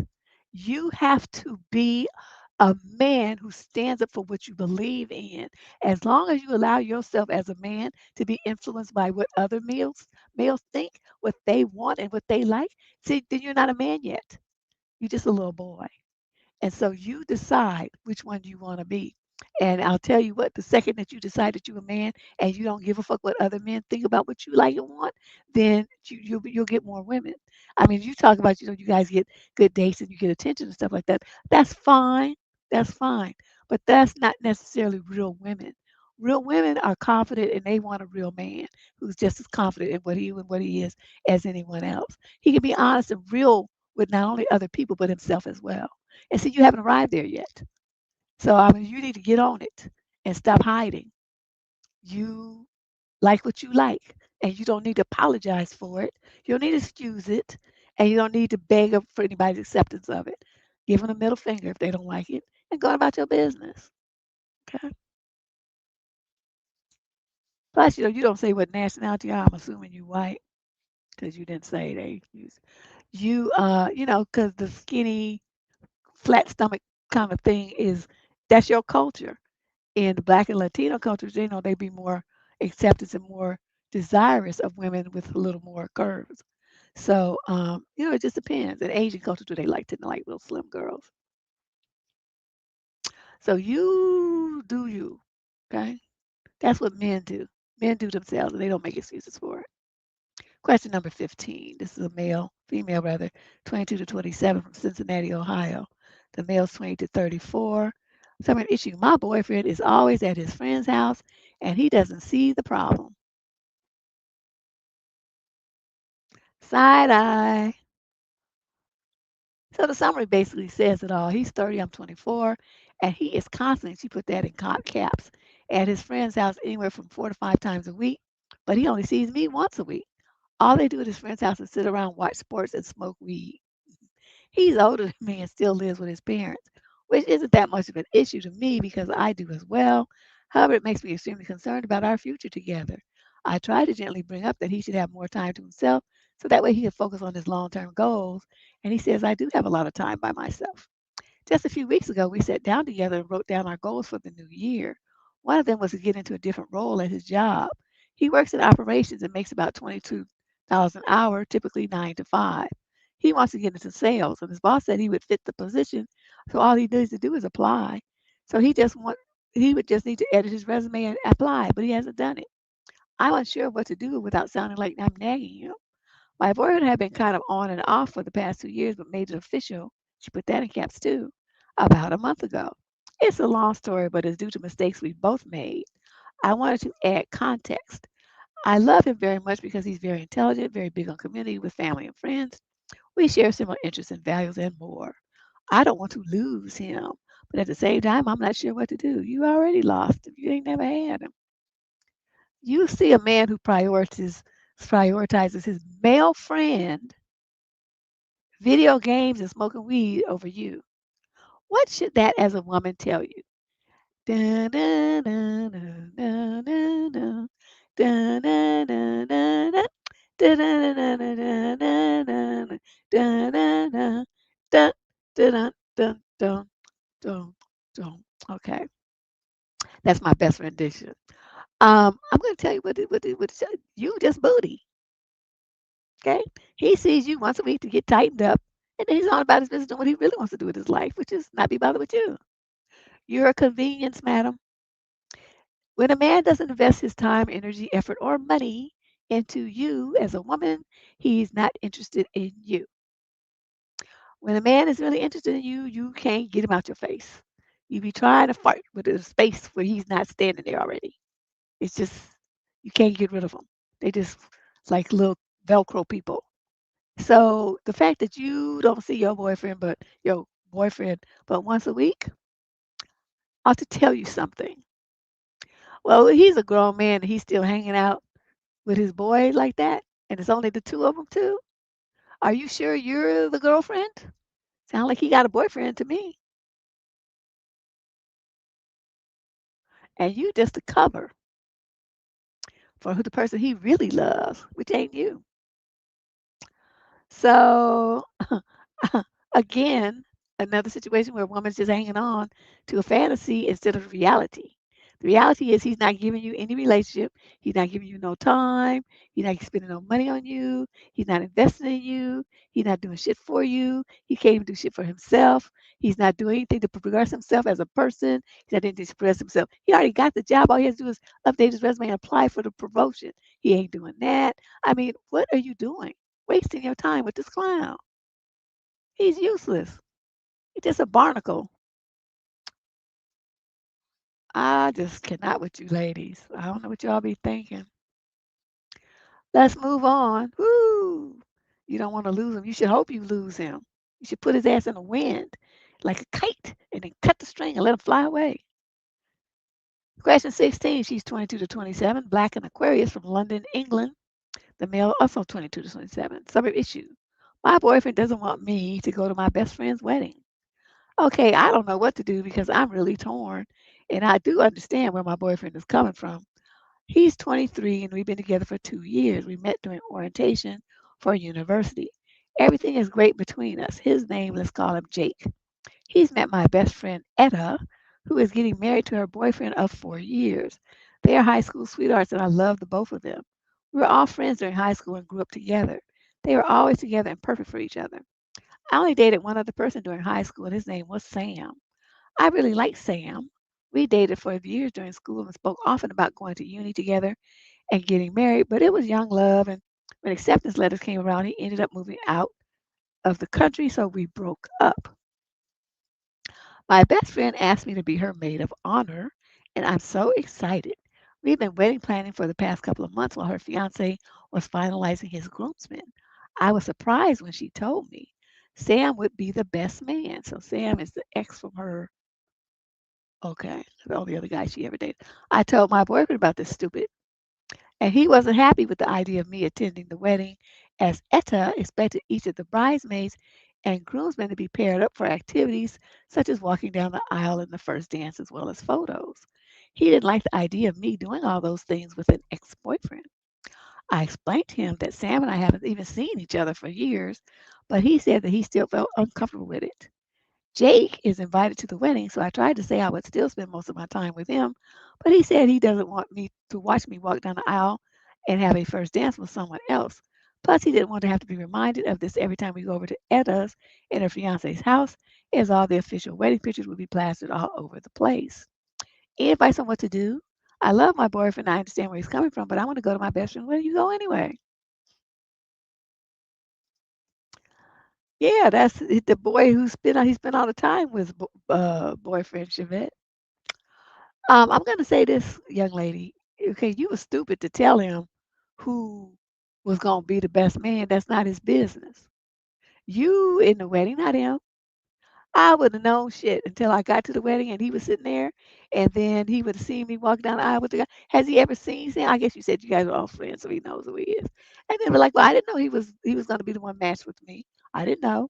I would claim innocent. I would be dumb. I don't know shit. But then it's too late. Now, secondly, he doesn't need to go, and I'm gonna tell you why. You need to go by yourself because your role is as part of the wedding party, not to be catering to somebody who's the guest. That's so inappropriate to spend most of your time with him. That's not how you do things. You spend the time with the wedding party because that's what you're there for. You help, with I don't know what do wedding party people do. I don't know. Socialize on the dance floor, dance with the guests, make sure that the food is served right or something. I don't know what they be doing, but they go around and they do stuff. Okay, you're supposed to be doing stuff for the bride and the groom, the bride and groom's parents, not catering, sitting at the table somewhere off on the track with your boyfriend. That's not your role there. It's inappropriate.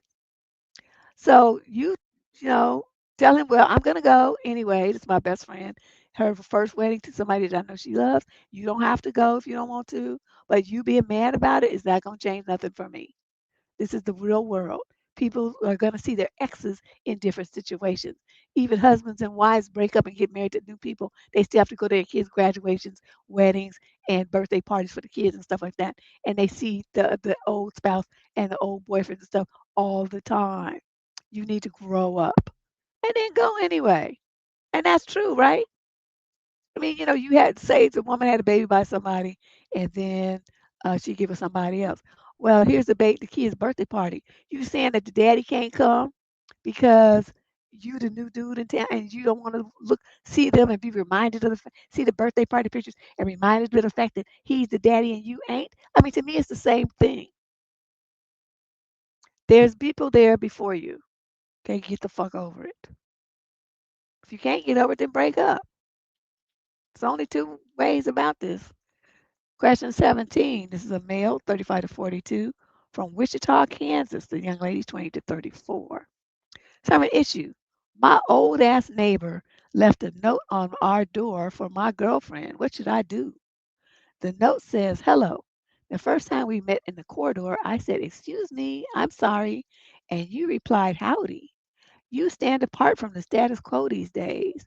I haven't run into many, quote, friendly people in this cow town.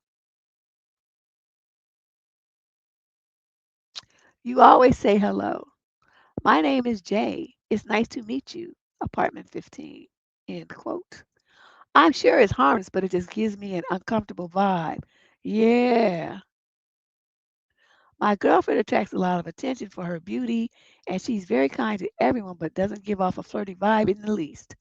I don't want to confront him if it will make it awkward when I see him in the hallway, but I know when my girlfriend gets home and sees the note, she'll be very uncomfortable and possibly want to move. Damn. I wonder what I can do to help with the situation or give support and take action. Well, there's one of two things. Either you go over there by yourself and have a chat with old dude. It'll be fairly, oh yeah, we live over there so and so that you left a note for is my girlfriend. Um, yeah, she is a very nice person. But I want to make sure that you understand leaving notes on the door for her is crossing the boundary I don't want you to cross. Likewise, I don't want you to try to invite her over to your house. Don't you try to invite yourself to ours. Now, if we as a couple want to invite you to our house, then we will be both of us doing that. But I don't want you knocking on our door trying to get my girlfriend to spend any time with you by herself. Okay, because then we're gonna have to have a second conversation. It's not gonna be friendly like this one. And then you say, "Good afternoon." And you go back in your blouse. That's what you handle your shit like a G. You put that old fucker in check. Let him know I see you. I see you. I know what you're trying to do. And let me tell you right now that this bullshit stops right here, right now. Okay. But you don't have to say all that. You just say it in that way. You stand there at his door with your arms crossed across, you're just leaning up against the door frame, and you just talk to him and you move your head like this for emphasis. And then you tell him what you got to say. And then you make sure you put all the rules and the parameters. You ain't gonna talk to her. You ain't gonna touch her. You ain't gonna knock on our door. We not gonna knock on yours. You're not gonna ask to borrow no cup of sugar. You're not gonna compliment her. You're not gonna do shit. You're gonna stay in your apartment. Okay. Then, okay, that's one approach. The other approach is that you and her go over there together. And you have a note and you say, "Oh, you left this note for my girlfriend. We wanted to come and acknowledge you, not just leave you hanging. Say, yes, she's a very kind and polite person. That's one of the things I love about her. It's one of the things that, makes me appreciate her. But, I want to just caution you in case you're trying to take this in a direction. I'm not saying you are. I'm saying in case you're trying to take this in a direction it doesn't need to go in. I have very strict parameters around which other men associate with my woman. Number one, you will not knock on our door. The same stuff I said before. We will not knock on yours. You will not invite her anywhere. You will not invite yourself into our house, and you will not try to knock on the door when I'm not at home. You will leave her alone. You will not try to put your hands on her. And if you see her, you give us decent space. You keep your social distance, and you say good morning and goodbye and stuff like that. That's all you say to her. Are we clear? He's gonna say yes. I'll say, "Oh well, this will be very pleasant. It's good to meet you.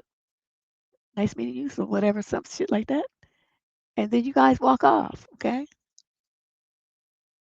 No need to cuss, but you did need to let him know that you were aware of what's going on. It's like, motherfucker, I see you. I see you. Okay? That's how you handle your shit like a G. You do not let some man try to circumvent your authority in your own house to get at your woman. Okay, that's why you go by yourself or you go with her. So the dude knows that you two are a team and on the same page, and he ain't gonna be slick and try to separate you two and get at her or something like that. Because you say old fucker, but I mean, how old? You guys in your 20s, right? Did you say how old?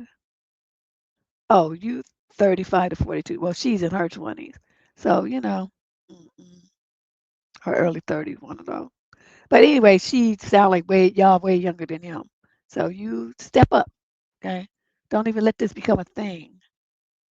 Question number 18. This is a male 20 to 34 from St. Louis, Missouri. Third issue. Expectations of a spark or butterflies is ruining dating for everyone.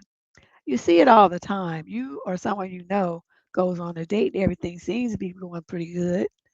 No red flags. Conversation's easy. You have a lot in common. Similar views on life, etc. Then it seems inevitably one person says something along the lines of, quote, I'm just not feeling a spark. And that's it. You never see them again. It's like they expect birds to start chirping when they see their date for the first time. And if they don't, then it means it can never work. Why? Dad, where does this idea of a spark of butterflies come from? What does that even mean? Why does it signal someone is right for you? How can you know that if you barely know the person? I realized a couple of years ago that the best relationships I've ever been in were ones I didn't feel a spark on the first date. And that is an unrealistic expectation that ends in one party self sabotaging. These relationships were ones where I kept getting to know them, tried to understand who they were as a person and what their values are, and found them more and more attractive with each date. This maybe applies more to people you meet through apps than someone you met organically and known for a little bit. Think about it. How are you going to supposed to judge someone well suited for you based off of what you know about them after just a couple of hours? You barely know them. So why do you expect them to make you feel giddy right away? And if they don't, why does that mean you shouldn't see them anymore? How can anyone judge if a date is right for them within just a couple of hours outside of regular obvious red flags, he says? To expect some kind of internal epiphany that you've met the one and decide your future together within one date is absurd when you think about it. When you make friends with someone, you don't just give them one chance. And if you're not best friends by the end of the day, then you never want to see them again. No, so then why do that for a potential romantic partner? How are you supposed to get to really know someone if you only go out with them once? Strong relationships are built and they grow over time with intention. I can't tell you how many people I know that have married someone they initially were unsure about, almost broke up with, or didn't even consider in the first time. Hint, it's more than those that felt a spark on the first date. I know this probably sounds like I'm just bitter about some recent date that said that they don't feel a spark for me, but that's not it. I haven't even tried to go on a date for a few months for job reasons. I just think we all need to do better in giving each other a chance. Realize romance doesn't play out like a movie, and that attraction for one another can grow over time. Just to clarify, I'm not the spark. I'm not saying that the spark isn't real, and I'm not saying that if there's no spark, that it's a bad relationship. I'm just saying good, stable, healthy, passionate relationships can happen even when there's no initial spark, and that too much importance is put on this immediate fireworks feeling. I'm going to say this: it depends on you as a person and what is commonly out in the popular culture called your love style. I had a friend who wrote a book about love styles. I think he came up with 24 different types of love styles. And the common one, the one by the white dude, is I don't know how many love styles is he talking about, 3 or 4 or something like that. And but the guy I know, he's a black psychologist here in the Bay Area. He came up with dozens of love styles, and so I think this depends on your own love style. Because if you're the kind that looks for fairy tales and firecrackers, and that's the only thing that satisfies you, then the relationship building the way that you talk about is never going to work for that person. The person who's more of a, hold back, cautious type that, like wants to go and just maybe put their foot in the water or bend down and touch the water, see what the temperature is, and then maybe they'll splash a little bit, stuff like that. That's the person who's going to do well with what you talk about, what you're talking about. But I'm going to tell you, yeah, that's what you're ready to say, Javette. For women, and I know men don't like to hear this because it eliminates a lot of you from the running. But for a woman, it's not like we have to have, like boom, fireworks and all this kind of stuff. But we better feel something. There got to be some kind of heat coming from your direction to ours. Without that, with a woman, she doesn't feel that for you when she first meets you. Okay, it could grow from a little ember to a roaring forest fire, but it better be something. There got to be some kind of heat source there where she wants to look at you. She wants to stand close to you. She wants to sit close to you. She wants to hold your hand. She wants you to touch her. She wants you to kiss her. She wants you to rub her hair. She wants this from you. She wants that kind of physical touch. If she's not feeling that heat, it won't be shit you can do about it. There's nothing you could do. All the what these artists, pickup artists, people call it, building uh interest or building something. Anyway, it's a bunch of hokey bullshit. It's just a way for you to get you all broke dudes money. It doesn't happen. A woman either feels it for you right off the bat or she doesn't. Like I said, it could just be a little tiny ember. It could be something that, just a little, hand warming thing where she's like, okay, well, he didn't gross me out. So let's go out again and see what happens. Okay, it could be that. But she still felt something. See, the way that you're talking about it's like, that they should just feel nothing. They should just keep going out with the person. Women don't do that. They don't do that. The only women that do that are the ones who are trying to use the dude for some free dinners or something. Okay. The women who are being authentic, they won't see you again because they know that they don't ever want the heat that they need for you to move to a physical level with you is not there. It's never going to happen. Now we know we might not know if we're going to sleep with you for sure the first second we meet you, but we definitely know if we're not going to. I tell you that. And if she's already decided that it ain't gonna happen, it don't matter how much, you know, interest building or anticipation building or all the shit these terms they throw around, you try to do, it's never going to happen.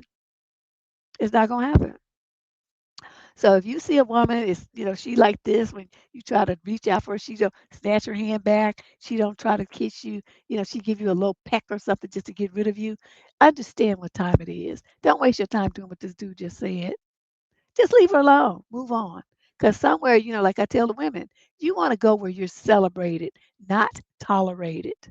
Okay. And too many men chase a woman that's merely tolerating them because she fits some fantasy beauty standard that they had that they used to jay off to when they was in high school.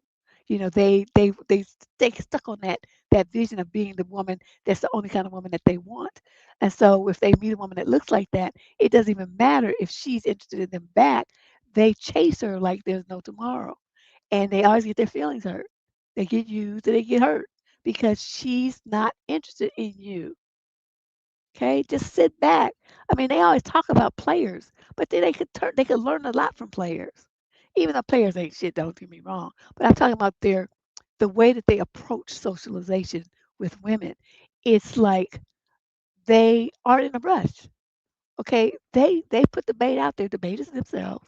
They little rap and they little game. They beautiful smile. They fancy nice clothes and stuff. Their conversation. Okay, that's the bait. But they let the woman completely decide if she gonna bite, if she gonna nibble, if she gonna sit there and just talk shit and play her games right back, or if she gonna take the hook, line, and sinker. They let her decide that. And they don't chase, they don't try to force, they don't try to coerce, they don't demand, they don't do anything. And that's what you regular dudes don't understand how to do. You try to push and force yourself on women. You act desperate and anxious and you turn women off. You talk about stuff all up under their clothes, you're disrespectful, and what about this? And you want to talk about sexual things and stuff. You're trash, you're garbage. And no woman wants that. You remove yourself so you can get so much more looking if you just shut the fuck up sometimes. But you guys don't understand that. The woman has to be attracted to you. So, dude, I mean, I understand what you're saying. You do want to give relationships time to build, but you gotta have the embers. You gotta have something. There gotta be something burning. And then you can fan the flames and make it bigger. But if there's nothing, it's just dead, dirty mud or something there, it ain't gonna never happen for you. Don't even worry about it. Yeah, like who likes you? Even though sometimes I still reject them too, but at least that's my starting point. Because sometimes, the ones who like you are kind of, they ain't working with a full deck. Question number 23. This is a female, 18 to 21 from Sheffield, England. Summary issue. How do I talk to my boyfriend about a small habit without seeming crazy? I feel crazy. This has come up a few times and it always makes me feel weird. We've been together for 7 months. Let me give you some examples. We were talking about clothing. I mentioned, oh, this is number one. We were talking about clothing, and I mentioned my school uniform. We live in England. I went to an all girls grammar school. He went to an all boys school. I mentioned that we had shoulder pads in our blazers. He says, well, why would a girls' school have shoulder pads in their blazers? I said, I'm not entirely sure, but I assume for structure. He said, but shoulder pads are meant to make shoulders look broad, which is a masculine feature, to show strength and power for men. So why would a girls' school have them? Okay, is your boyfriend on the spectrum? He sounds a little odd. I said, okay, but we had them on ours as well. I'm pretty sure it was just for structure, like women's in the 80s. He then said, huh, and shrugged. I can't place the emotion, but it made me feel negative, like, oh, no, not huh. I just answered your question. Number two, another scenario we had remembered something incorrectly, which happens a lot. He had remembered something incorrectly, which happens a lot. She put that in caps. I told him he was wrong. It was about me inviting him to an event. He first said I didn't mention it.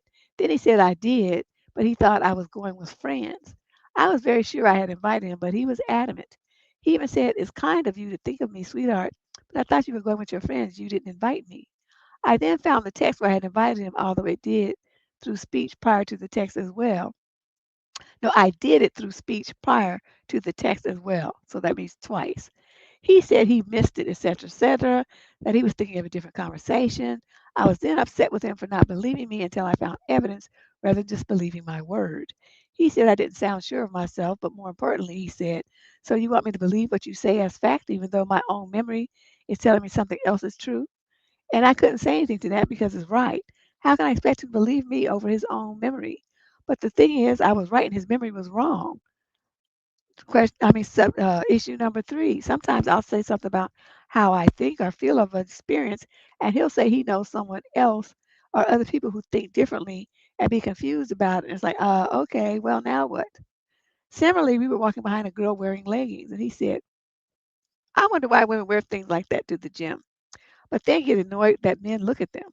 Huh? With a confused huh in the same tone. But it's not like he's asking me, it's like he's thinking aloud to himself and is stumped and confused and chooses to move on.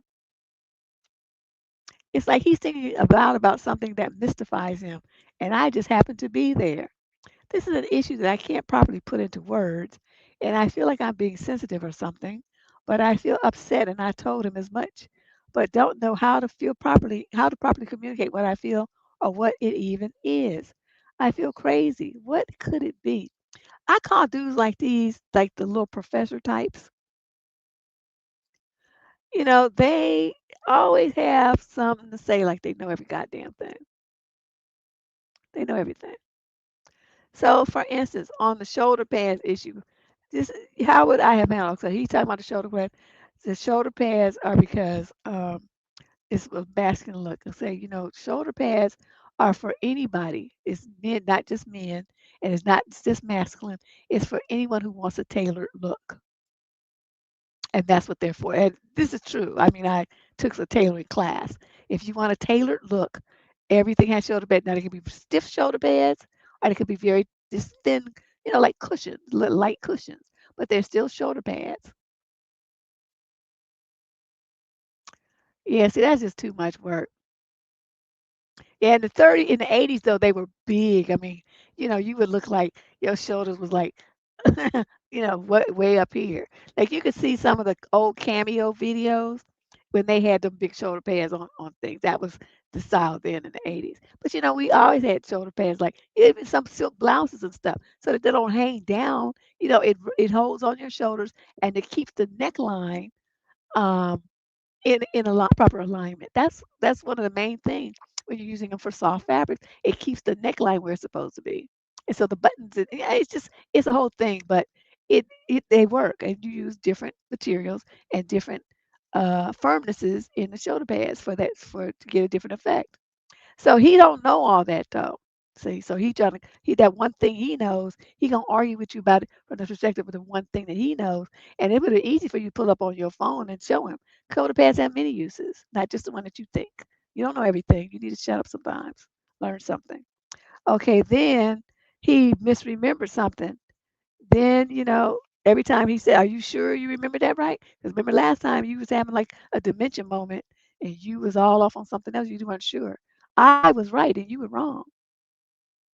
So, that kind of stuff. And he says, well, he knows somebody else who thinks differently. And you're supposed to say, okay, so what's that got to do with me? I'm telling you what I think and what I feel. I don't give a fuck about them other people. And if you think they're so wonderful and great and grand and stuff, then you take your happy ass on over there and be with them. That's what you need to do. Because one thing I'm not going to tolerate is you try to tell me and dismiss what I'm saying, I think and feel, and tell me what some other motherfucker, some bitch thinks. I don't give a fuck about what they talk about. And you going to keep it up. I'm not giving a fuck about what you think either. You got one more time. So, you handle him a lot differently than I would. See, to me, here we go again. I mean, this puts back, this puts us back into the thing of disrespect. It's like, so you can't just make a decision about what you think and what you feel for yourself. He gonna know more about it, or his friends, or some rando that he knows more about it and is a better decision maker about what you feel and think about something for your body than he is, than you are, rather. See, that's the kind of stuff that would infuriate me. So I understand what you're feeling. You just can't articulate it, but you're feeling dismissed. You're feeling, ignored, and like your own opinions don't count. Like he doesn't trust you. Would I stay in a relationship with a man like that? Nope. Yeah, professional tailored. Look, that's what I'm saying. Like on women's blazers and suits and stuff. Even the soft suits. Mainly, I used to use mine a lot because I used to work with silks and velvets and stuff like that a lot. And the material's soft. It's drapey. But if you needed to have some structure, you wanted something up in here to hold its shape, then you would have to put in like an underlining, and which stiffens the material in this region, and you also have to put in some shoulder pads. So when the person puts it on, no matter if they put it on the first day or the 50th day, the look is going to be the same. That's what you want. And he just a knucklehead. I just couldn't be bothered. They just like to want to know everything and make you wrong all the time. I don't like people like that. And then here's the last question. This young lady's 22 to 27. She's Caucasian from Los Angeles, California. The young man is 22 to 27. So I have issue. I feel embarrassed after my boyfriend's fake proposal. Can I get some other viewpoints on this? A fake proposal. We've been together for just under a year. I'm 25, he's 26. Our relationship has been generally great. We live together, we have a cat, have met each other's families, and openly talk about marriage in a healthy, realistic way. We both agree we want to do it right and be ready when the time comes. I don't push marriage conversation, but when it comes up naturally, we're on the same page. I'm excited about marriage someday, but I also understand how serious of a commitment it is. This weekend, my boyfriend and I went out to dinner and then to an interactive museum in Los Angeles. None of this was a surprise. He had told me about it ahead of time, and I was excited. Everything was going really well. Toward the end of the museum tour, a staff member told us to meet him down the hall in about 10 minutes. I asked my boyfriend what it was about, and he wouldn't tell me. When we got there, the staff member was dressed like an officiant and asked if we wanted to get married right now. I was completely shocked. My boyfriend got down on one knee, gave me a ring, and told me I was without a doubt the person he wanted to be with. He said he had even spoken to my dad and gotten his permission. I asked him multiple times if this was really happening, and each time he said yes, I believed him. Why would you ask him multiple times, though? What's that about?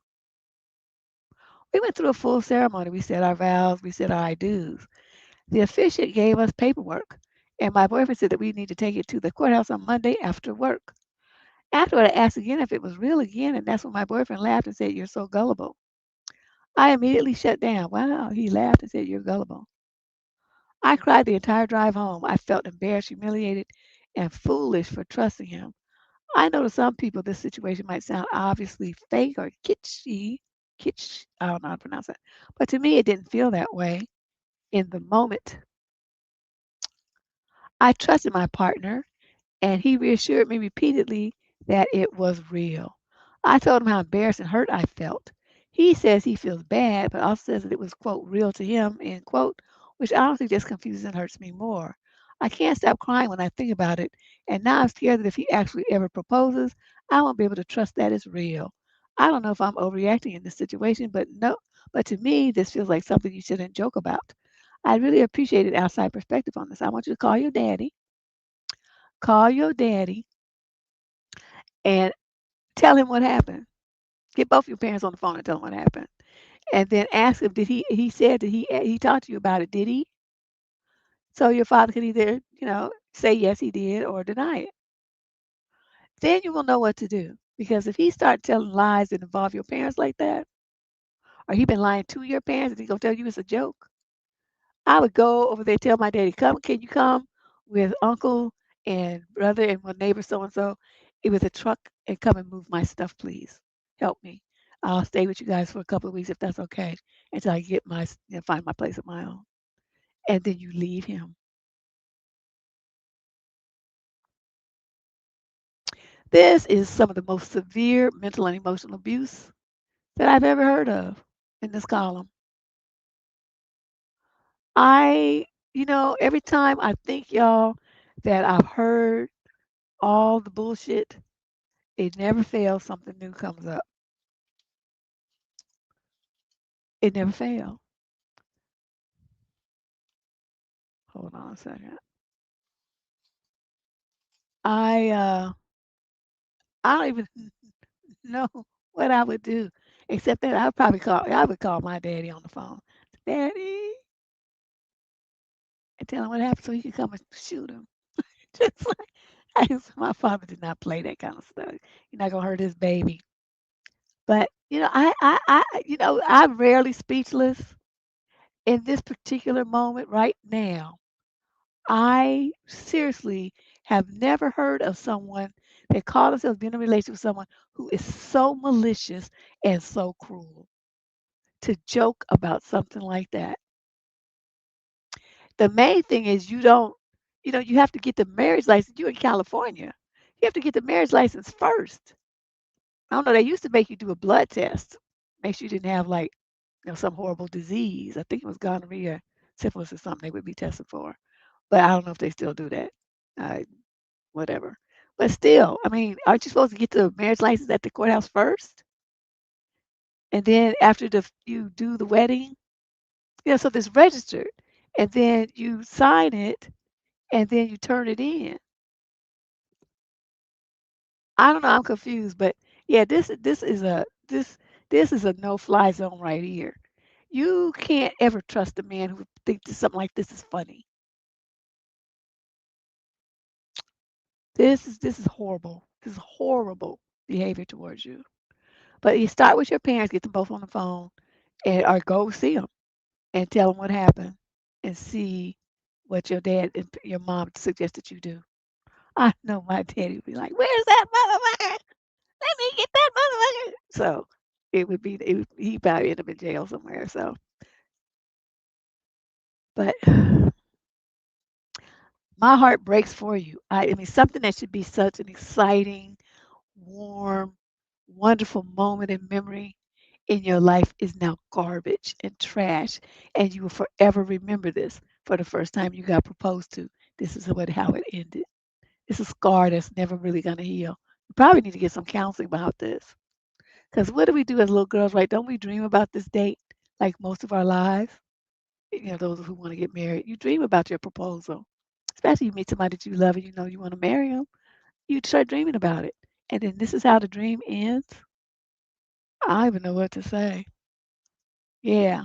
I mean, did he call you gullible and laugh in your face? Yeah, I'm kind of done. But anyway, I made it through a whole column.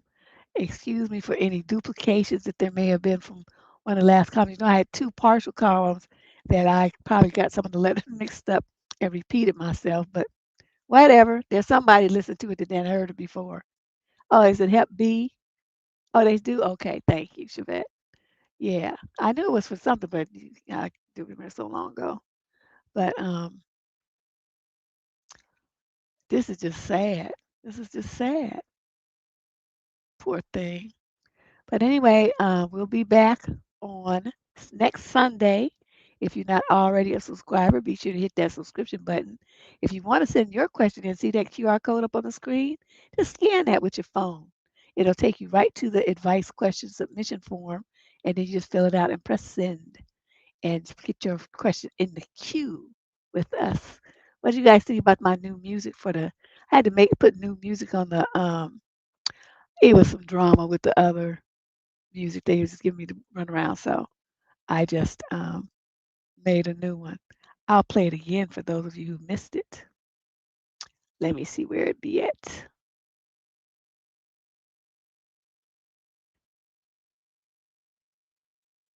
Here it is.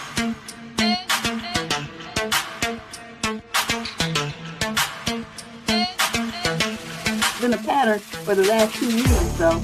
Once these girls they say my fiance, it's a wrap on anything that the dude does is stupid, any kind of abuse, anything.